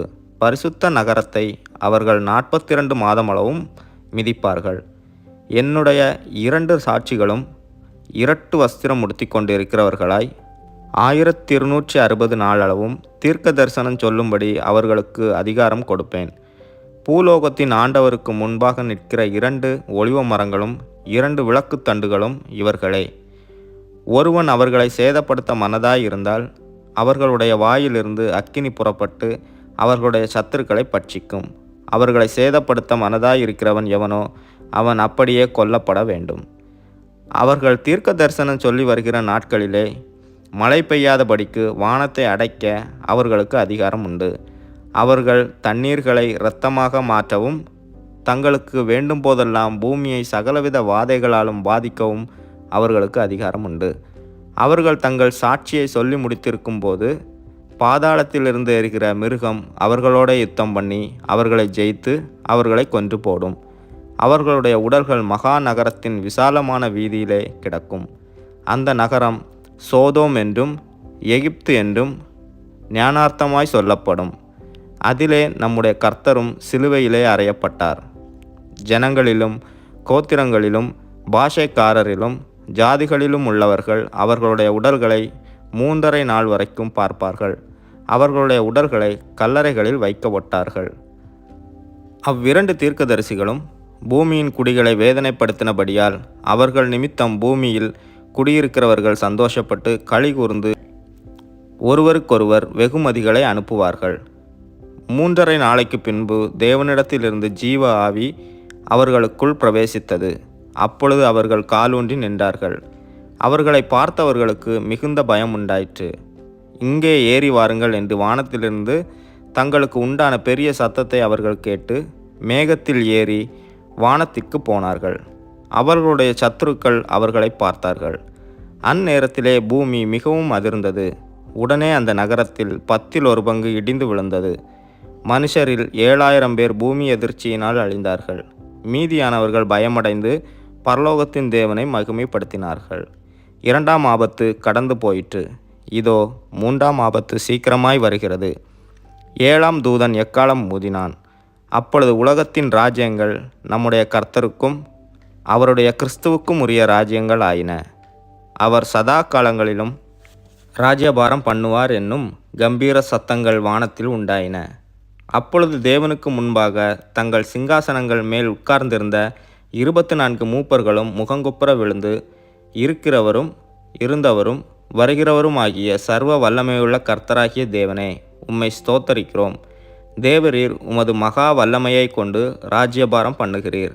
ஜாதிகள் கோபித்தார்கள். அப்பொழுது உம்முடைய கோபம் மூண்டது. மரித்தோர் நியாய தீர்ப்படைகிறதற்கும் தீர்க்கதரிசிகளாகிய உம்முடைய ஊழியக்காரருக்கும் பரிசுத்தவான்களுக்கும் உமது நாமத்தின் மேல் பயபக்தியாய் இருந்த சிறியோர் பெரியோருக்கும் பலனளிக்கிறதற்கும் பூமியை கெடுத்தவர்களை கெடுக்கிறதற்கும் காலம் வந்தது என்று சொல்லி தேவனை தொழுது கொண்டார்கள். அப்பொழுது பரலோகத்தில் தேவனுடைய ஆலயம் திறக்கப்பட்டது.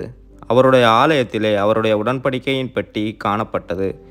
அப்பொழுது மின்னல்களும் சத்தங்களும் இடி முழக்கங்களும் பூமி அதிர்ச்சியும் பெருங்கல் மழையும் உண்டாயின. அதிகாரம் 12. அன்றியும் ஒரு பெரிய அடையாளம் வானத்திலே காணப்பட்டது.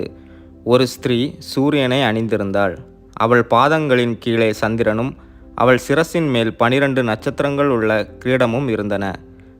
அவள் கர்ப்பவதியாயிருந்து பிரசவ வேதனை அடைந்து பிள்ளை பெறும்படி வருத்தப்பட்டு அலறினாள்.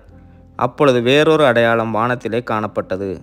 7 தலைகளையும் 10 கொம்புகளையும் தன் தலைகளின் மேல் 7 முடிகளையும் உடைய சிவப்பான பெரிய வலு சர்ப்பம் இருந்தது. அதன் வால் வானத்தின் நட்சத்திரங்களில் 1/3 பங்கை இழுத்து அவைகளை பூமியில் விழத்தள்ளிற்று. பிரசவ வேதனைப்படுகிற அந்த ஸ்திரீ பிள்ளை பெற்றவுடனே அவளுடைய பிள்ளையை பட்சித்து போடும்படிக்கு அந்த வலு சர்ப்பம் அவளுக்கு முன்பாக நின்றது. சகல ஜாதிகளையும் இருப்புக்கோளால் ஆளுகை செய்யும் ஆண் பிள்ளையை அவள் பெற்றாள். அவளுடைய பிள்ளை தேவனிடத்திற்கும் அவருடைய சிங்காசனத்தினிடத்திற்கும் எடுத்துக்கொள்ளப்பட்டது. ஸ்திரீயானவள் வனாந்தரத்திற்கு ஓடிப்போனாள். அங்கே 1260 நாளளவும் அவளை போஷிப்பதற்காக தேவனால் ஆயத்தமாக்கப்பட்ட இடம் அவளுக்கு உண்டாயிருந்தது. வானத்திலே யுத்தம் உண்டாயிற்று. மிகாவேலும் அவனை சேர்ந்த தூதர்களும் வலு சர்ப்பத்தோடு யுத்தம் பண்ணினார்கள். வலு சர்ப்பமும் அதை சேர்ந்த தூதரும் யுத்தம் பண்ணியும் ஜெயங்கொள்ளவில்லை. வானத்தில் அவர்கள் இருந்த இடமும் காணப்படாமற் போயிற்று. உலகம் அனைத்தையும் மோசம் போக்குகிற பிசாசு என்றும் சாத்தான் என்றும் சொல்லப்பட்ட பழைய பாம்பாகிய பெரிய வலு சர்ப்பம் தள்ளப்பட்டது. அது பூமியிலே விழத்தள்ளப்பட்டது.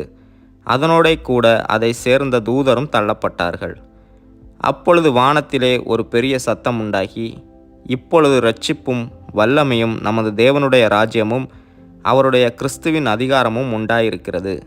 இரவும் பகலும் நம்முடைய தேவனுக்கு முன்பாக நம்முடைய சகோதரர் மேல் குற்றம் சுமத்தும் பொருட்டு அவர்கள் மேல் குற்றஞ்சாட்டுகிறவன் தாழத் தள்ளப்பட்டு போனான். மரணம் நேரிடுகிறதா இருந்தாலும் அதற்கு தப்பும்படி தங்கள் ஜீவனையும் பாராமல் ஆட்டுக்குட்டியின் இரத்தத்தினாலும் தங்கள் சாட்சியின் வசனத்தினாலும் அவனை ஜெயித்தார்கள். ஆகையால் பரலோகங்களே, அவைகளில் வாசமாயிருக்கிறவர்களே, களி கூறுங்கள். பூமியிலும் சமுத்திரத்திலும் குடியிருக்கிறவர்களே, ஐயோ! பிசாசானவன் தனக்கு கொஞ்ச காலம் மாத்திரம் உண்டென்று அறிந்து மிகுந்த கோபங்கொண்டு உங்களிடத்தில் இறங்கினபடியால் உங்களுக்கு ஆபத்து வரும் என்று சொல்ல கேட்டேன். வலு சர்ப்பமானது தான் பூமியிலே தள்ளப்பட்டதை அறிந்து அந்த ஆண் பிள்ளையை பெற்ற ஸ்திரீயை துன்பப்படுத்தினது. ஸ்திரீயானவள் அந்த பாம்பின் முகத்திற்கு விலகி ஒரு காலமும் காலங்களும் அரை காலமுமாக போஷிக்கப்படத்தக்கதாய் வனாந்தரத்திலுள்ள தன் இடத்திற்கு பறந்து போகும்படி பெருங்கழுகின் 2 சிறகுகள் அவளுக்கு கொடுக்கப்பட்டது. அப்பொழுது அந்த ஸ்திரீயை வெள்ளங்கொண்டு போகும்படிக்கு பாம்பானது தன் வாயிலிருந்து ஒரு நதி போன்ற வெள்ளத்தை அவளுக்கு பின்னாக ஊற்றிவிட்டது. பூமியானது ஸ்திரீக்கு உதவியாக தன் வாயை திறந்து வலு சர்ப்பம் தன் வாயிலிருந்து ஊற்றின வெள்ளத்தை விழுங்கினது. அப்பொழுது வலு சர்ப்பமானது ஸ்திரீயின் மேல் கோபங்கொண்டு தேவனுடைய கற்பனைகளை கைக்கொள்கிறவர்களும் இயேசு கிறிஸ்துவை குறித்து சாட்சியை உடையவர்களாகிய அவளுடைய சந்ததியான மற்றவர்களுடனே யுத்தம் பண்ண போயிற்று.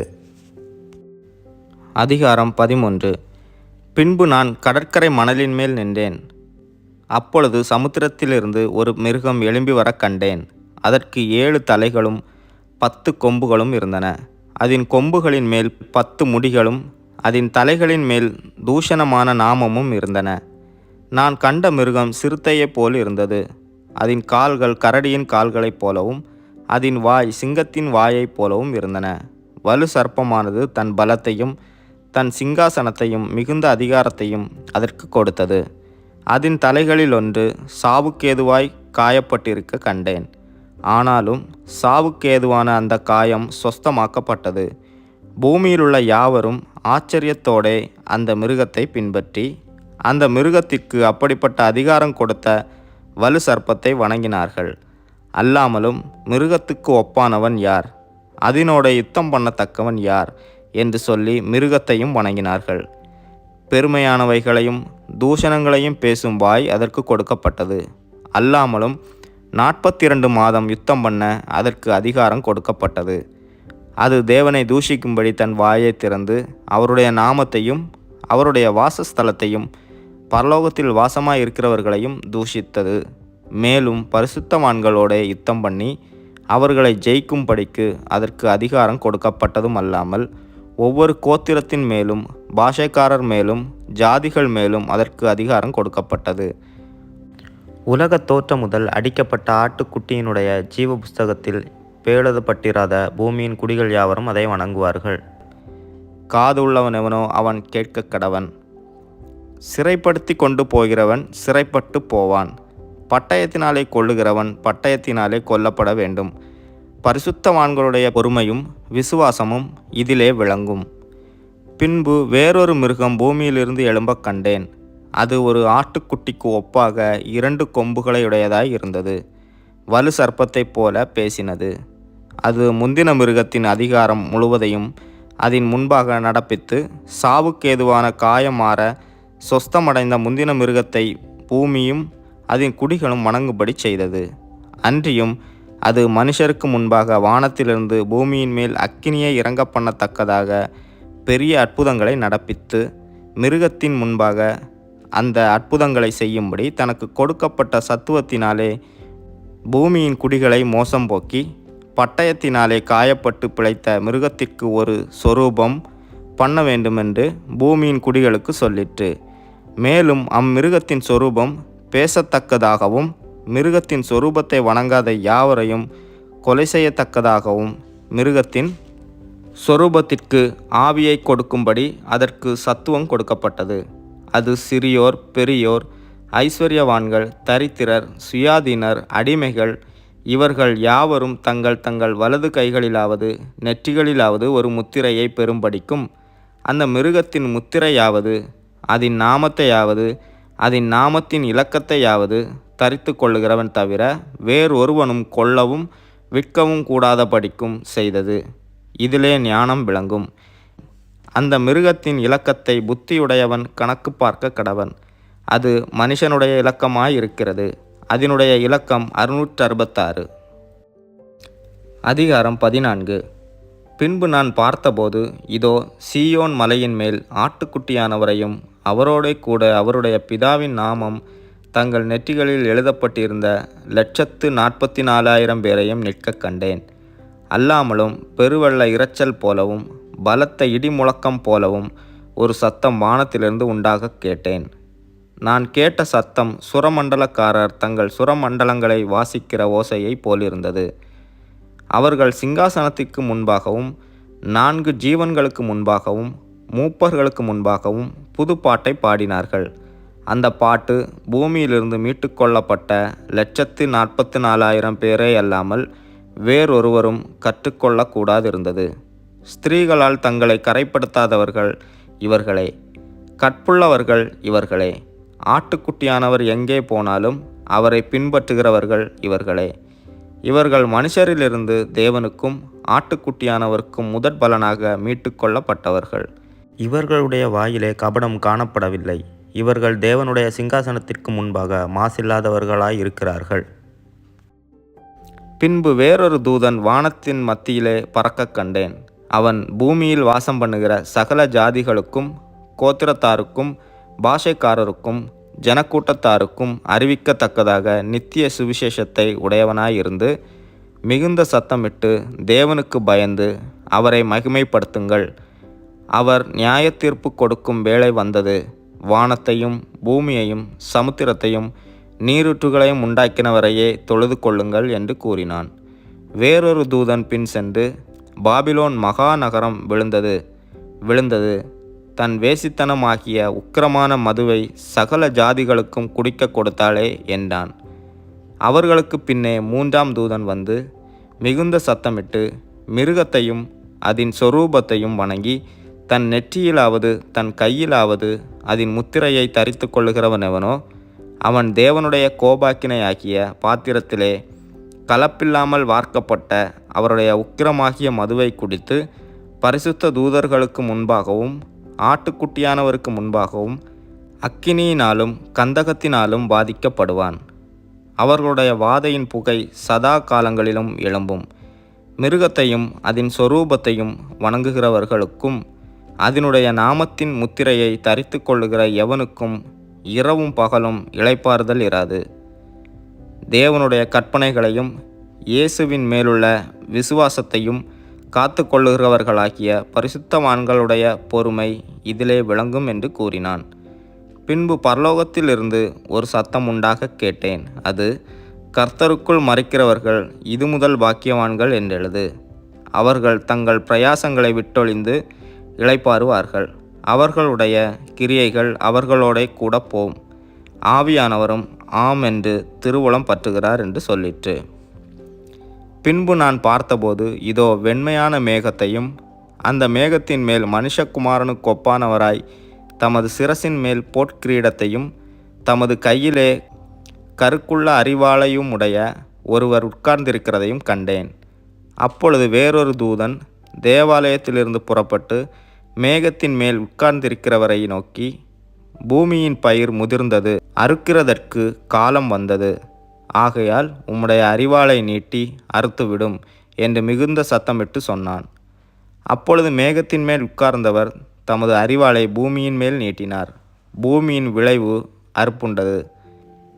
பின்பு வேறொரு தூதனும் கருக்குள்ள அரிவாளை பிடித்து கொண்டு பரலோகத்தில் உள்ள தேவாலயத்திலிருந்து புறப்பட்டு வந்தான். அக்கினியின் மேல் அதிகாரம் உள்ள வேறொரு தூதனும் பலிபீடத்திலிருந்து புறப்பட்டு வந்து கருக்குள்ள அரிவாளை பிடித்திருக்கிறவனை நோக்கி, பூமியின் திராட்சை பழங்கள் பழுத்திருக்கிறது, கருக்குள்ள உமது அரிவாளை நீட்டி அதன் குலைகளை அறுத்துவிடும் என்று மிகுந்த சத்தத்தோடே சொன்னான். அப்பொழுது அந்த தூதன் தன் அரிவாளை பூமியின் மேலே நீட்டி பூமியின் திராட்சை பழங்களை அறுத்து தேவனுடைய கோபாக்கினை என்னும் பெரிய ஆலையிலே போட்டான். நகரத்திற்கு புறம்பேயுள்ள அந்த ஆலையிலே அது மிதிக்கப்பட்டது. அந்த ஆலையிலிருந்து 1600 ஸ்தாதி தூரத்திற்கு இரத்தம் புறப்பட்டு குதிரைகளின் கடிவாளங்கள் மட்டும் பெருகி வந்தது. அதிகாரம் 15. பின்பு வானத்திலே பெரிதும் ஆச்சரியமுமான வேறொரு அடையாளமாகிய கடைசியான 7 வாதைகளையுடைய 7 தூதரை கண்டேன். அவைகளால் தேவனுடைய கோபம் முடிகிறது. அன்றியும் அக்கினி கலந்த கண்ணாடி கடல் போன்ற ஒரு கடலையும் மிருகத்திற்கும் அதன் சொரூபத்திற்கும் அதன் முத்திரைக்கும் அதன் நாமத்தின் இலக்கத்திற்கும் உள்ளாகாமல் ஜெயங்கொண்டவர்கள் தேவ சுரமண்டலங்களை பிடித்து கொண்டு அந்த கண்ணாடி கடல் அருகே நிற்கிறதையும் கண்டேன். அவர்கள் தேவனுடைய ஊழியக்காரனாகிய மோசேயின் பாட்டையும் ஆட்டுக்குட்டியானவருடைய பாட்டையும் பாடி, சர்வ வல்லமையுள்ள தேவனாகிய கர்த்தாவே, தேவரீருடைய கிரியைகள் மகத்துவமும் ஆச்சரியமுமானவைகள். பரிசுத்தவான்களின் ராஜாவே, தேவரீருடைய வழிகள் நீதியும் சத்தியமும் ஆனவைகள். கர்த்தாவே, யார் உமக்கு பயப்படாமலும் உமது நாமத்தை மகிமைப்படுத்தாமலும் இருக்கலாம்? தேவரீர் ஒருவரே பரிசுத்தர். எல்லா ஜாதிகளும் வந்து உமக்கு முன்பாக தொழுது கொள்வார்கள். உம்முடைய நீதியான செயல்கள் வெளியரங்கமாயின என்றார்கள். இவைகளுக்கு பின்பு நான் பார்த்தபோது இதோ பரலோகத்திலே சாட்சியின் கூடாரம் ஆகிய ஆலயம் திறக்கப்பட்டது. அந்த ஆலயத்திலிருந்து 7 வாதைகளையுடைய 7 தூதர்களும் சுத்தமும் பிரகாசமுமான மெல்லிய வஸ்திரம் தரித்து மார்பருகே பொற்கச்சைகளை கட்டிக்கொண்டு புறப்பட்டார்கள். அப்பொழுது அந்த 4 ஜீவன்களில் ஒன்று சதா காலங்களிலும் உயிரோடு இருக்கிற தேவனுடைய கோபாக்கினையால் நிறைந்த பொற்கலசங்கள் 7ஐயும் அந்த 7 தூதர்களுக்கும் கொடுத்தது. அப்பொழுது தேவனுடைய மகிமையினாலும் அவருடைய வல்லமையினாலும் உண்டான புகையினாலே தேவாலயம் நிறைந்தது. 7 தூதர்களுடைய 7 வாதைகளும் முடியும் வரைக்கும் ஒருவரும் தேவாலயத்திற்குள் பிரவேசிக்க கூடாதிருந்தது. அதிகாரம் 16. அப்பொழுது தேவாலயத்திலிருந்து உண்டான ஒரு பெரும் சத்தம் அந்த 7 தூதருடனே நீங்கள் போய் தேவனுடைய கோப கலசங்களை பூமியின் மேல் ஊற்றுங்கள் என்று சொல்ல கேட்டேன். முதலாம் தூதன் போய் தன் கலசத்தில் உள்ளதை பூமியின் மேல் ஊற்றினான். உடனே மிருகத்தின் முத்திரையை தரித்தவர்களும் அதன் சொரூபத்தை வணங்குகிறவர்களும் ஆகிய மனுஷர்களுக்கு பொல்லாத கொடிய புண்ணுண்டாயிற்று. இரண்டாம் தூதன் தன் கலசத்தில் உள்ளதை சமுத்திரத்திலே ஊற்றினான். உடனே அது செத்தவனுடைய இரத்தம் போலாயிற்று. சமுத்திரத்தில் உள்ள பிராணிகள் யாவும் மாண்டு போயின. மூன்றாம் தூதன் தன் கலசத்தில் உள்ளதை ஆறுகளிலும் நீரூற்றுகளிலும் ஊற்றினான். உடனே அவைகள் இரத்தமாயின. அப்பொழுது தண்ணீர்களின் தூதன், இருக்கிறவரும் இருந்தவரும் பரிசுத்தருமாகிய தேவரீர், இப்படி நியாயம் தீர்க்க நீதியுள்ளவராய் இருக்கிறீர். அவர்கள் பரிசுத்தவான்களுடைய இரத்தத்தையும் தீர்க்கதரிசிகளுடைய இரத்தத்தையும் சிந்தினபடியினால் இரத்தத்தையே அவர்களுக்கு குடிக்க கொடுத்தீர். அதற்கு பாத்திரராய் இருக்கிறார்கள் என்று சொல்ல கேட்டேன். பலிபீடத்திலிருந்து வேறொருவன், ஆம், சர்வ வல்லமை உள்ள தேவனாகிய கர்த்தாவே, உம்முடைய நியாய தீர்ப்புகள் சத்தியமும் நீதியுமானவைகள் என்று சொல்ல கேட்டேன். நான்காம் தூதன் தன் கலசத்தில் உள்ளதை சூரியன் மேல் ஊற்றினான். தீயினால் மனுஷரை தகிக்கும்படி அதற்கு அதிகாரம் கொடுக்கப்பட்டது. அப்பொழுது மனுஷர்கள் மிகுந்த உஷ்ணத்தினாலே தகிக்கப்பட்டு இந்த வாதைகளை செய்ய அதிகாரமுள்ள தேவனுடைய நாமத்தை தூஷித்தார்களே அல்லாமல் அவரை மகிமைப்படுத்த மனம் திரும்பவில்லை. ஐந்தாம் தூதன் தன் கலசத்தில் உள்ளதை மிருகத்தினுடைய சிங்காசனத்தின் மேல் ஊற்றினான். அப்பொழுது அதன் ராஜ்யம் இருளடைந்தது. அவர்கள் வருத்தத்தினாலே தங்கள் நாவுகளை கடித்து கொண்டு தங்கள் வருத்தங்களாலும் தங்கள் புண்களாலும் பரலோகத்தின் தேவனை தூஷித்தார்களே அல்லாமல் தங்கள் கிரியைகளை விட்டு மனம் திரும்பவில்லை. ஆறாம் தூதன் தன் கலசத்தில் உள்ளதை ஐபிராத்து என்னும் பெரிய நதியின் மேல் ஊற்றினான். அப்பொழுது சூரியன் உதிக்கும் திசையிலிருந்து வரும் ராஜாக்களுக்கு வழி ஆயத்தமாகும்படி அந்த நதியின் தண்ணீர் வற்றி போயிற்று. அப்பொழுது வலுசர்ப்பத்தின் வாயிலும் மிருகத்தின் வாயிலும் கள்ள தீர்க்கதரிசியின் வாயிலும் இருந்து தவளைகளுக்கு ஒப்பான 3 அசுத்த ஆவிகள் புறப்பட்டு வர கண்டேன். அவைகள் அற்புதங்களை செய்கிற பிசாசுகளின் ஆவிகள். அவைகள் பூலோகமெங்கும் உள்ள ராஜாக்களை சர்வ வல்லமை உள்ள தேவனுடைய மகா நாளில் நடக்கும் யுத்தத்திற்கு கூட்டி சேர்க்கும்படிக்கு புறப்பட்டு போகிறது. இதோ, திருடனைப் போல் வருகிறேன். தன் மானம் காணப்படத்தக்கதாக நிர்வாணமாய் நடவாதபடிக்கு விழித்து கொண்டு தன் வஸ்திரங்களை காத்து கொள்ளுகிறவன் பாக்கியவான். அப்பொழுது எபிரேயு பாஷையிலே அர்மகதோன் என்னப்பட்ட இடத்திலே அவர்களை கூட்டி சேர்த்தான். ஏழாம் தூதன் தன் கலசத்தில் உள்ளதை ஆகாயத்தில் ஊற்றினான். அப்பொழுது பரலோகத்தின் ஆலயத்தில் உள்ள சிங்காசனத்திலிருந்து ஆயிற்று என்று சொல்லிய பெருஞ்சத்தம் பிறந்தது. சத்தங்களும் இடி முழக்கங்களும் மின்னல்களும் உண்டாயின. பூமி மிகவும் அதிர்ந்தது. பூமியின் மேல் மனுஷர்கள் உண்டான நாள் முதற்கொண்டு அப்படிப்பட்ட பெரிய அதிர்ச்சி உண்டானதில்லை. அப்பொழுது மகா நகரம் 3 பங்காக பிரிக்கப்பட்டது. புறஜாதிகளுடைய பட்டணங்கள் விழுந்தன. மகா பாபிலோனுக்கு தேவனுடைய உக்கிரமான கோபாக்கினை ஆகிய மதுவுள்ள பாத்திரத்தை கொடுக்கும்படி அது அவருக்கு முன்பாக நினைப்பூட்டப்பட்டது. தீவுகள் யாவும் அகன்று போயின. பர்வதங்கள் காணப்படாமற் போயின. தாளந்து நிறையான பெரிய கல்மழையும் வானத்திலிருந்து மனுஷர் மேல் விழுந்தது. அந்த கல்மழையினால் உண்டான வாதை நிமித்தம் மனுஷர்கள் தேவனை தூஷித்தார்கள். அந்த வாதை மகா கொடியதாய் இருந்தது. அதிகாரம் 17. 7 கலசங்களை உடைய அந்த 7 தூதரில் ஒருவன் வந்து என்னோட பேசி, நீ வா, திரளான தண்ணீர்கள் மேல் உட்கார்ந்திருக்கிற மகா வேசியோடே பூமியின் ராஜாக்கள் வேசித்தனம் பண்ணினார்களே, அவளுடைய வேசித்தனம் ஆகிய மதுவால் பூமியின் குடிகளும் வெறிக்கொண்டிருந்தார்களே, அவளுக்கு வருகிற ஆக்கினையை உனக்கு காண்பிப்பேன் என்று சொல்லி ஆவிக்குள் என்னை வனாந்தரத்திற்கு கொண்டு போனான். அப்பொழுது 7 தலைகளையும் 10 கொம்புகளையும் உடையதும் தூஷணமான நாமங்களால் நிறைந்ததுமான சிவப்பு நிறமுள்ள மிருகத்தின் மேல் ஒரு ஸ்திரீ ஏறி இருக்க கண்டேன். அந்த ஸ்திரீ இரத்தாம்பரமும் சிவப்பான ஆடையும் தரித்து பொன்னினாலும் இரத்தினங்களினாலும் முத்துக்களினாலும் சிங்காரிக்கப்பட்டு தன் வேசித்தனமாகிய அருவருப்புகளாலும் அசுத்தத்தாலும் நிறைந்த பொற்பாத்திரத்தை தன் கையிலே பிடித்திருந்தாள். மேலும் இரகசியம், மகா பாபிலோன், வேசிகளுக்கும் பூமியில் உள்ள அருவருப்புகளுக்கும் தாய் என்னும் நாமம் அவள் நெற்றியில் எழுதியிருந்தது. அந்த ஸ்திரீ பரிசுத்தவான்களின் இரத்தத்தினாலும் இயேசுவினுடைய சாட்சிகளின் இரத்தத்தினாலும் வெறிகொண்டிருக்கிறதை கண்டேன். அவளை கண்டு நான் மிகவும் ஆச்சரியப்பட்டேன். அப்பொழுது தூதனானவன் என்னை நோக்கி, ஏன் ஆச்சரியப்படுகிறாய்? இந்த ஸ்திரீயினுடைய இரகசியத்தையும் 7 தலைகளையும் 10 கொம்புகளையும் உடையதாய் இவளை சுமக்கிற மிருகத்தினுடைய இரகசியத்தையும் உனக்கு சொல்லுகிறேன். நீ கண்ட மிருகம் முன்னே இருந்தது, இப்பொழுது இல்லை. அது பாதாளத்திலிருந்து ஏறி வந்து நாசமடையப் போகிறது. உலகத் தோற்றம் முதல் ஜீவ புஸ்தகத்தில் பேரெழுதப்பட்டிராத பூமியின் குடிகள் இருந்ததும் இராமற் போனதும் இனி இருப்பதுமாயிருக்கிற மிருகத்தை பார்த்து ஆச்சரியப்படுவார்கள். ஞானமுள்ள மனம் இதிலே விளங்கும். அந்த 7 தலைகளும் அந்த ஸ்திரீ உட்கார்ந்திருக்கிற 7 மலைகளாம். அவைகள் 7 ராஜாக்களாம். இவர்களில் 5 பேர் விழுந்தார்கள். ஒருவன் இருக்கிறான், மற்றவன் இன்னும் வரவில்லை. வரும்போது அவன் கொஞ்ச காலம் தரித்திருக்க வேண்டும். இருந்ததும் இராததும் ஆகிய மிருகமே 8வதானவனும் அவ்வேளிலிருந்து தோன்றுகிறவனும் நாசமடையப் போகிறவனுமாயிருக்கிறான். நீ கண்ட 10 கொம்புகளும் 10 ராஜாக்களாம். இவர்கள் இன்னும் ராஜ்யம் பெறவில்லை.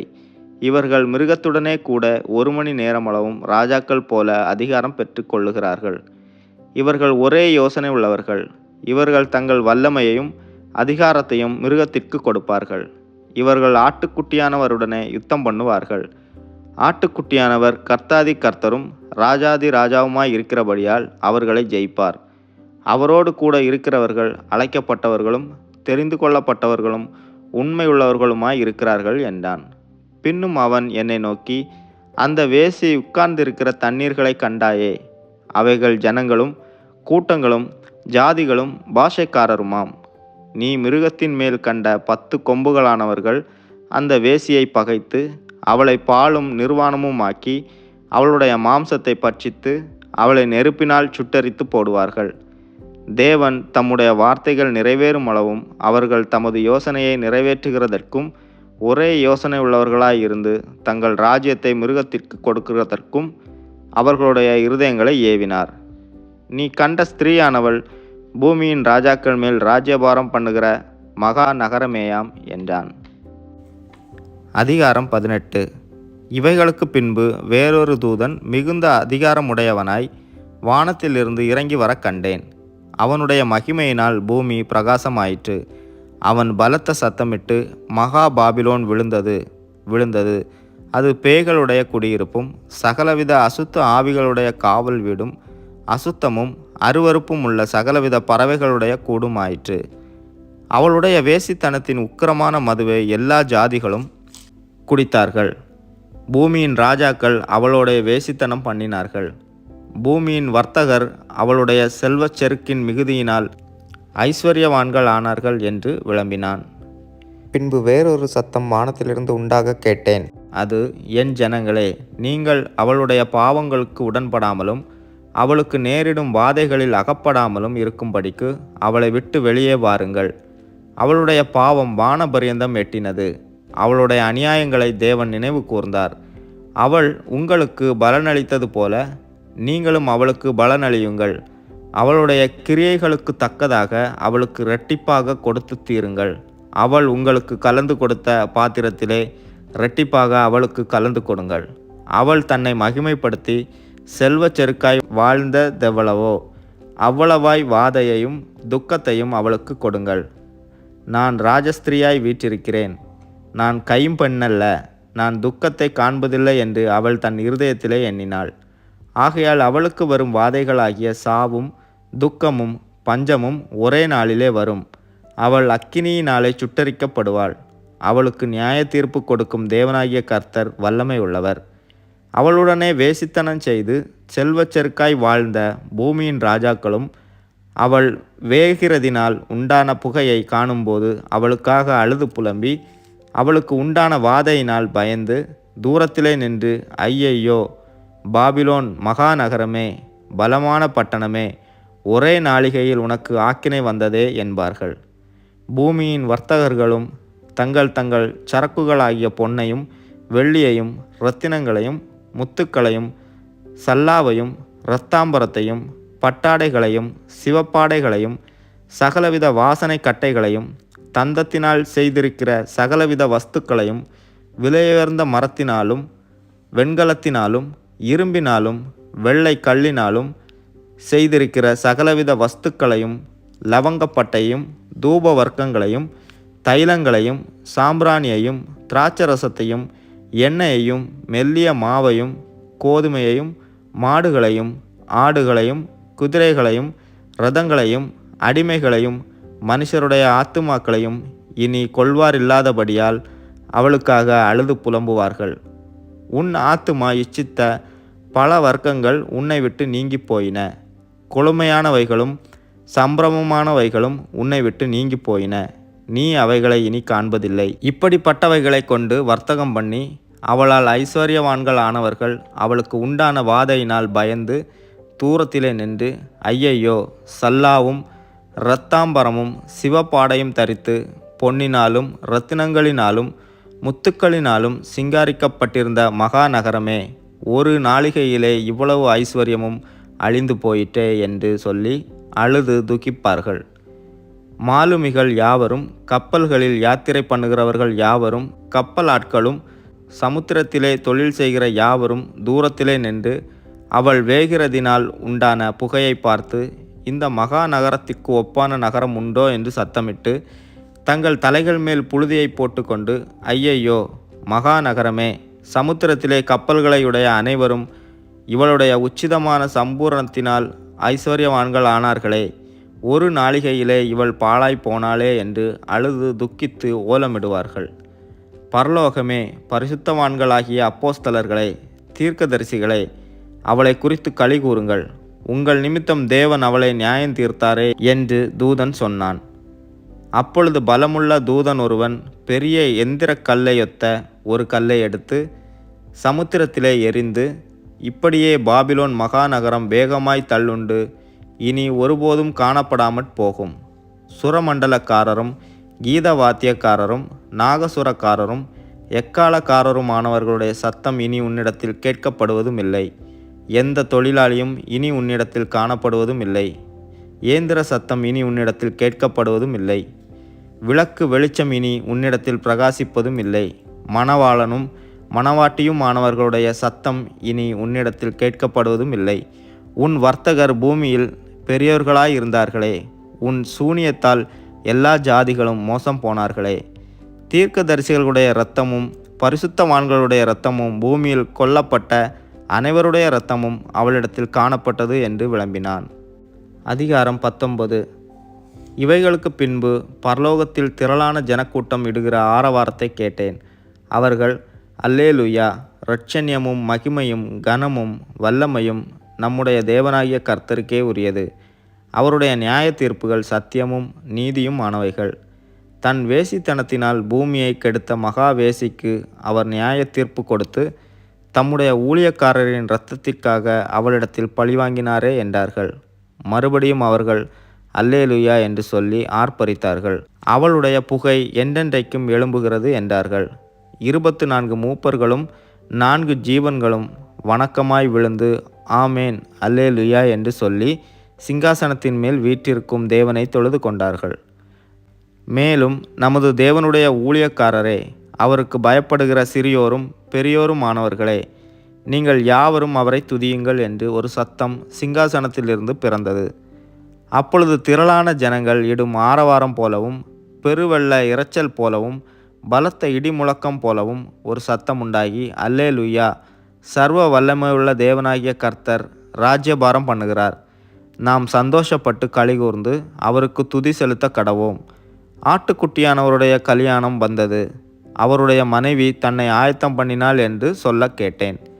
சுத்தமும் பிரகாசமுமான மெல்லிய வஸ்திரம் தரித்து கொள்ளும்படி அவளுக்கு அளிக்கப்பட்டது. அந்த மெல்லிய வஸ்திரம் பரிசுத்தவான்களுடைய நீதிகளே.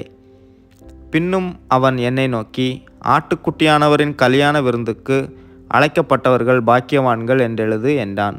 மேலும், இவைகள் தேவனுடைய சத்தியமான வசனங்கள் என்று என்னுடனே சொன்னான்.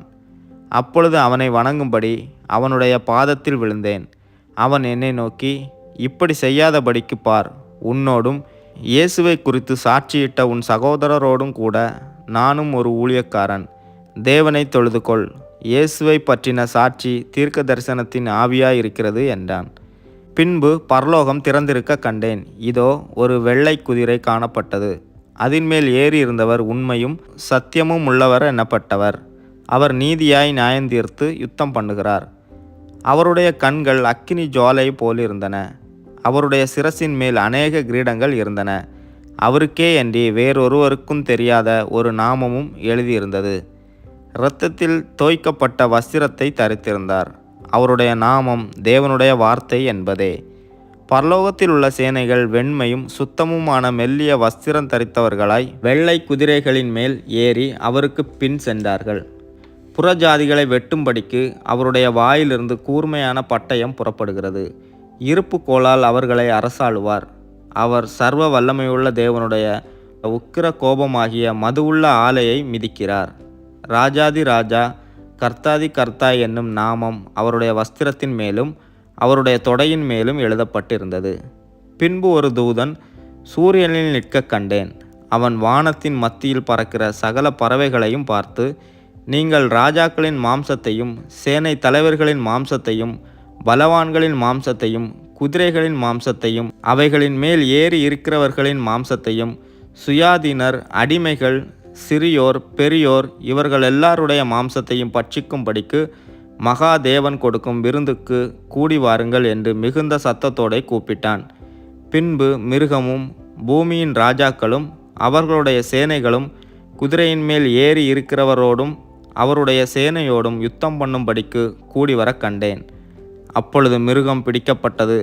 மிருகத்தின் முன்பாக செய்த அற்புதங்களால் அதன் முத்திரையை தரித்தவர்களையும் அதன் சொரூபத்தை வணங்கினவர்களையும் மோசம் போக்கின கள்ள தீர்க்கதரிசியும் கூட பிடிக்கப்பட்டான். இருவரும் கந்தகம் எரிகிற அக்கினி கடலிலே உயிரோடே தள்ளப்பட்டார்கள். மற்றவர்கள் குதிரையின் மேல் ஏறினவருடைய வாயிலிருந்து புறப்படுகிற பட்டயத்தால் கொல்லப்பட்டார்கள். அவர்களுடைய மாம்சத்தினால் பறவைகள் யாவும் திருப்தியடைந்தன. அதிகாரம் 20. ஒரு தூதன் பாதாளத்தின் திறவுகோலையும் பெரிய சங்கிலியையும் தன் கையிலே பிடித்து கொண்டு வானத்திலிருந்து இறங்கி வர கண்டேன். பிசாஸ் என்றும் சாத்தான் என்றும் சொல்லப்பட்ட பழைய பாம்பாகிய வலு சர்ப்பத்தை அவன் பிடித்து அதை 1000 வருஷம் அளவும் கட்டி வைத்து, அந்த 1000 வருஷம் நிறைவேறும் வரைக்கும் அது ஜனங்களை மோசம் போகாதபடிக்கு அதை பாதாளத்திலே தள்ளி அடைத்து அதன் மேல் முத்திரை போட்டான். அதற்கு பின்பு அது கொஞ்ச காலம் விடுதலையாக வேண்டும். அன்றியும் நான் சிங்காசனங்களை கண்டேன். அவைகளின் மேல் உட்கார்ந்தார்கள். நியாய தீர்ப்பு கொடுக்கும்படி அவர்களுக்கு அதிகாரம் அளிக்கப்பட்டது. இயேசுவை பற்றிய சாட்சி நிமித்தமும் தேவனுடைய வசனத்தின் நிமித்தமும் சிரச்சேதம் பண்ணப்பட்டவர்களுடைய ஆத்துமாக்களையும் மிருகத்தையாவது அதன் சொரூபத்தையாவது வணங்காமலும் தங்கள் நெற்றியிலும் தங்கள் கையிலும் அதன் முத்திரையை தரித்து கொள்ளாமலும் இருந்தவர்களையும் கண்டேன். அவர்கள் உயிர்த்து கிறிஸ்துவுடனே கூட 1000 வருஷம் அரசாண்டார்கள். மரணமடைந்த மற்றவர்கள் அந்த 1000 வருஷம் முடியும் அளவும் உயிரடையவில்லை. இதுவே முதலாம் உயிர்த்தெழுதல். முதலாம் உயிர்த்தெழுதலுக்கு பங்குள்ளவன் பாக்கியவானும் பரிசுத்தவானுமாய் இருக்கிறான். இவர்கள் மேல் இரண்டாம் மரணத்திற்கு அதிகாரம் இல்லை. இவர்கள் தேவனுக்கும் கிறிஸ்துவுக்கும் முன்பாக ஆசாரியராய் இருந்து அவரோடே கூட 1000 வருஷம் அரசாளுவார்கள். அந்த 1000 வருஷம் முடியும்போது சாத்தான் தன் காவலிலிருந்து விடுதலையாகி பூமியின் 4 திசைகளிலும் உள்ள ஜாதிகளாகிய கோகையும் மாகோகையும் மோசம் போக்கும்படிக்கும் அவர்களை யுத்தத்திற்கு கூட்டிக் கொள்ளும்படிக்கும் புறப்படுவான். அவர்களுடைய தொகை கடற்கரை மணலத்தனையாய் இருக்கும். அவர்கள் பூமியெங்கும் பரம்பி பரிசுத்தவான்களுடைய பாளையத்தையும் பிரியமான நகரத்தையும் வளைந்து கொண்டார்கள். அப்பொழுது தேவனால் வானத்திலிருந்து அக்கினி இறங்கி அவர்களை பட்சித்து போட்டது. மேலும் அவர்களை மோசம் போக்கின பிசாசானவன் மிருகமும் கள்ள தீர்க்கதரிசியும் இருக்கிற இடமாகிய அக்கினியும் கந்தகமுமான கடலிலே தள்ளப்பட்டான். அவர்கள் இரவும் பகலும் சதா காலங்களிலும் பாதிக்கப்படுவார்கள். பின்பு நான் பெரிய வெள்ளை சிங்காசனத்தையும் அதன் மேல் வீற்றிருக்கிறவரையும் கண்டேன். அவருடைய சமூகத்திலிருந்து பூமியும் வானமும் அகன்று போயின. அவைகளுக்கு இடங்காணப்படவில்லை. மரித்தோராகிய சிறியோரையும் பெரியோரையும் தேவனுக்கு முன்பாக நிற்க கண்டேன். அப்பொழுது புஸ்தகங்கள் திறக்கப்பட்டன. ஜீவ புஸ்தகம் என்னும் வேறொரு புஸ்தகமும் திறக்கப்பட்டது. அப்பொழுது அந்த புஸ்தகங்களில் எழுதப்பட்டவைகளின்படியே மரித்தோர் தங்கள் தங்கள் கிரியைகளுக்கு தக்கதாக நியாய தீர்ப்படைந்தார்கள். சமுத்திரம் தன்னிலுள்ள மரித்தோரை ஒப்புவித்தது. மரணமும் பாதாளமும் தங்களில் உள்ள மரித்தோரை ஒப்புவித்தன. யாவரும் தங்கள் தங்கள் கிரியைகளின்படியே நியாய தீர்ப்படைந்தார்கள். அப்பொழுது மரணமும் பாதாளமும் அக்கினி கடலிலே தள்ளப்பட்டன. இது இரண்டாம் மரணம். ஜீவ புஸ்தகத்திலே எழுதப்பட்டவனாக காணப்படாதவனவனோ அவன் அக்கினி கடலிலே தள்ளப்பட்டான். அதிகாரம் 21. பின்பு நான் புதிய வானத்தையும் புதிய பூமியையும் கண்டேன். முந்தின வானமும் முந்தின பூமியும் ஒழிந்து போயின, சமுத்திரமும் இல்லாமற் போயிற்று. யோவானாகிய நான் புதிய எருசலேமாகிய பரிசுத்த நகரத்தை தேவனிடத்தினின்று பரலோகத்தை விட்டு இறங்கி வர கண்டேன். அது தன் புருஷனுக்காக அலங்கரிக்கப்பட்ட மணவாட்டியைப் போல ஆயத்தமாக்கப்பட்டிருந்தது. மேலும் பரலோகத்திலிருந்து உண்டான ஒரு பெருஞ்சத்தத்தை கேட்டேன். அது, இதோ மனுஷர்களிடத்திலே தேவனுடைய வாசஸ்தலம் இருக்கிறது, அவர்களிடத்திலே அவர் வாசமாயிருப்பார், அவர்களும் அவருடைய ஜனங்களாயிருப்பார்கள். தேவன் தாமே அவர்களோட கூட இருந்து அவர்களுடைய தேவனாய் இருப்பார். அவர்களுடைய கண்ணீர் யாவையும் தேவன் துடைப்பார். இனி மரணமும் இல்லை, துக்கமும் இல்லை, அலறுதலும் இல்லை, வருத்தமும் இல்லை, முந்தினவைகள் ஒழிந்து போயின என்று விளம்பினது. சிங்காசனத்தின் மேல் வீற்றிருந்தவர், இதோ நான் சகலத்தையும் புதிதாக்குகிறேன் என்றார். பின்னும் அவர், இந்த வசனங்கள் சத்தியமும் உண்மையுமானவைகள், இவைகளை எழுது என்றார். அன்றியும் அவர் என்னை நோக்கி, ஆயிற்று, நான் அல்பாவும் ஒமேகாவும் ஆதியும் அந்தவுமாய் இருக்கிறேன். தாகமாய் இருக்கிறவனுக்கு நான் ஜீவ தண்ணீர் ஊற்றில் இலவசமாய் கொடுப்பேன். ஜெயங்கொள்ளுகிறவன் எல்லாவற்றையும் சுதந்தரித்து கொள்ளுவான். நான் அவன் தேவனாய் இருப்பேன், அவன் என் குமாரனாய் இருப்பான். பயப்படுகிறவர்களும் அவிசுவாசிகளும் அருவருப்பானவர்களும் கொலைபாதகரும் விபச்சாரக்காரரும் சூனியக்காரரும் விக்கிரக ஆராதனைக்காரரும் பொய்யர் அனைவரும் இரண்டாம் மரணமாகிய அக்கினியும் கந்தகமும் எரிகிற கடலிலே பங்கடைவார்கள் என்றார். பின்பு கடைசியான 7 வாதைகளால் நிறைந்த 7 கலசங்களை உடைய அந்த 7 தூதரில் ஒருவன் என்னிடத்தில் வந்து, நீ இங்கே வா, ஆட்டுக்குட்டியானவருடைய மனைவியாகிய மணவாட்டியை உனக்கு காண்பிக்கிறேன் என்று சொல்லி, பெரிதும் உயரமுமான ஒரு பர்வதத்தின் மேல் என்னை ஆவியில் கொண்டு போய், தேவனுடைய மகிமையை அடைந்த எருசலேம் ஆகிய பரிசுத்த நகரம் பரலோகத்தை விட்டு தேவனிடத்தில் இருந்து இறங்கி வருகிறதை எனக்கு காண்பித்தான். அதன் பிரகாசம் மிகவும் விலையுயர்ந்த இரத்தின கல்லை போலவும் பளிங்கின் ஒளியுள்ள வச்சிரக்கல்லை போலவும் இருந்தது. அதற்கு பெரிதும் உயரமுமான மதிலும், கிழக்கே 3 வாசல்கள், வடக்கே 3 வாசல்கள், தெற்கே 3 வாசல்கள், மேற்கே 3 வாசல்கள் ஆக 12 வாசல்களும் இருந்தன. வாசல்களின் அருகே 12 தூதர்கள் இருந்தார்கள். அந்த வாசல்களின் மேல் இஸ்ரவேல் சந்ததியார் ஆகிய 12 கோத்திரத்தாருடைய நாமங்களும் எழுதப்பட்டிருந்தன. நகரத்தின் மதிலுக்கு 12 அஸ்திபார கற்கள் இருந்தன. அவைகள் மேல் ஆட்டுக்குட்டியானவருடைய 12 அப்போஸ்தலரின் 12 நாமங்களும் பதிந்திருந்தன. என்னுடனே பேசினவன் நகரத்தையும் அதன் வாசல்களையும் அதன் மதிலையும் அளக்கிறதற்கு ஒரு பொற்கோலை பிடித்திருந்தான். அந்த நகரம் சதுரமாயிருந்தது, அதன் அகலமும் நீளமும் சமமாயிருந்தது. அவன் அந்த கோலினால் நகரத்தை அளந்தான். அது 12,000 ஸ்தாதி அளவாய் இருந்தது. அதன் நீளமும் அகலமும் உயரமும் சமமாயிருந்தது.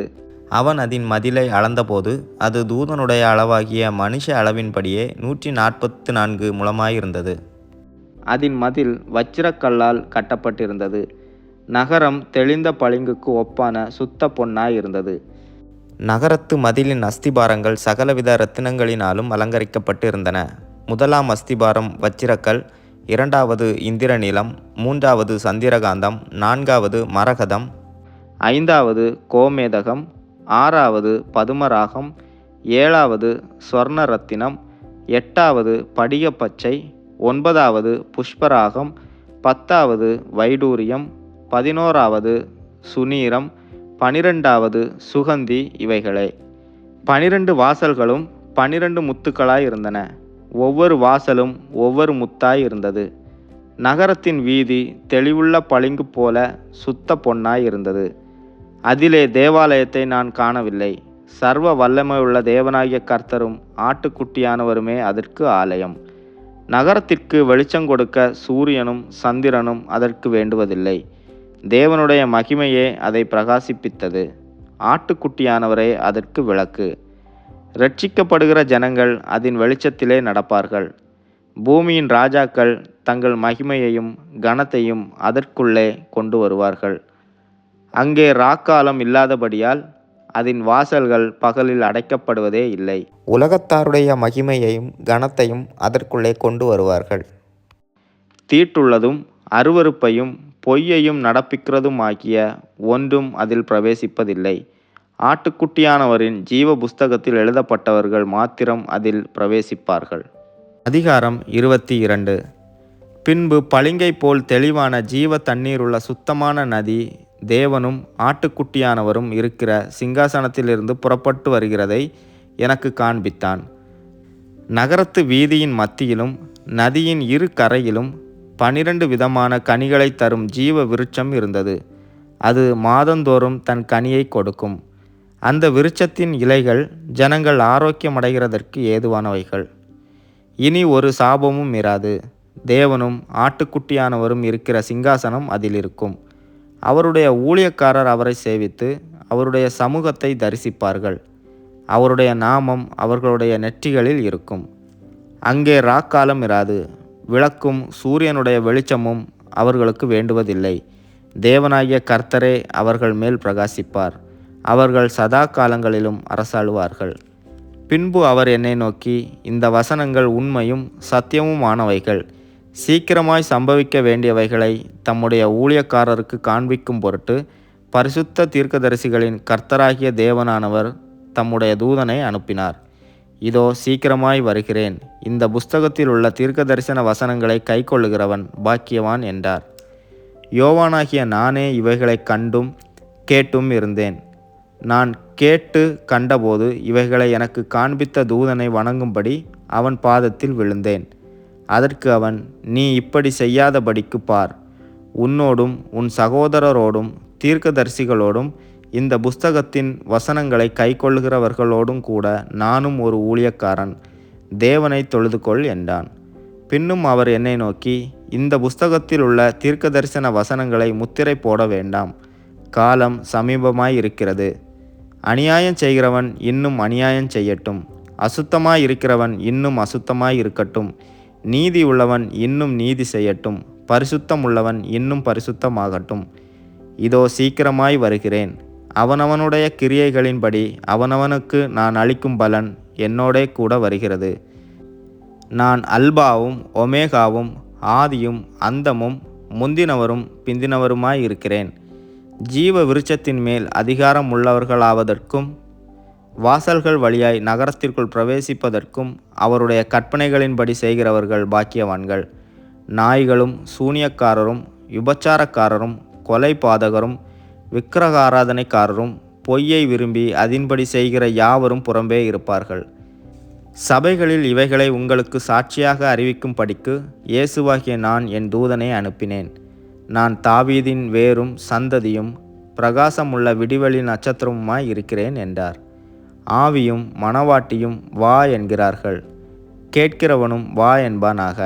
தாகமாய் இருக்கிறவன் வரக்கடவன். விருப்பம் உள்ளவன் ஜீவ தண்ணீரை இலவசமாய் வாங்கி கொள்ள கடவன். இந்த புஸ்தகத்தில் உள்ள தீர்க்கதரிசன வசனங்களை கேட்கிற யாவருக்கும் நான் சாட்சியாக எச்சரிக்கிறதாவது, ஒருவன் இவைகளோடே எதையாகிலும் கூட்டினால் இந்த புஸ்தகத்தில் எழுதியிருக்கிற வாதைகளை தேவன் அவன் மேல் கூட்டுவார். ஒருவன் இந்த தீர்க்கதரிசன புஸ்தகத்தின் வசனங்களிலிருந்து எதையாகிலும் எடுத்து போட்டால் ஜீவ புஸ்தகத்திலிருந்தும் பரிசுத்த நகரத்திலிருந்தும் இந்த புஸ்தகத்தில் எழுதப்பட்டவைகளிலிருந்தும் அவனுடைய பங்கை தேவன் எடுத்து போடுவார். இவைகளை சாட்சியாக அறிவிக்கிறவர் மெய்யாகவே நான் சீக்கிரமாய் வருகிறேன் என்கிறார். ஆமேன். கர்த்தராகிய இயேசுவே வாரும். நம்முடைய கர்த்தராகிய இயேசு கிறிஸ்துவின் கிருபை உங்கள் அனைவரோடும் கூட இருப்பதாக. ஆமேன்.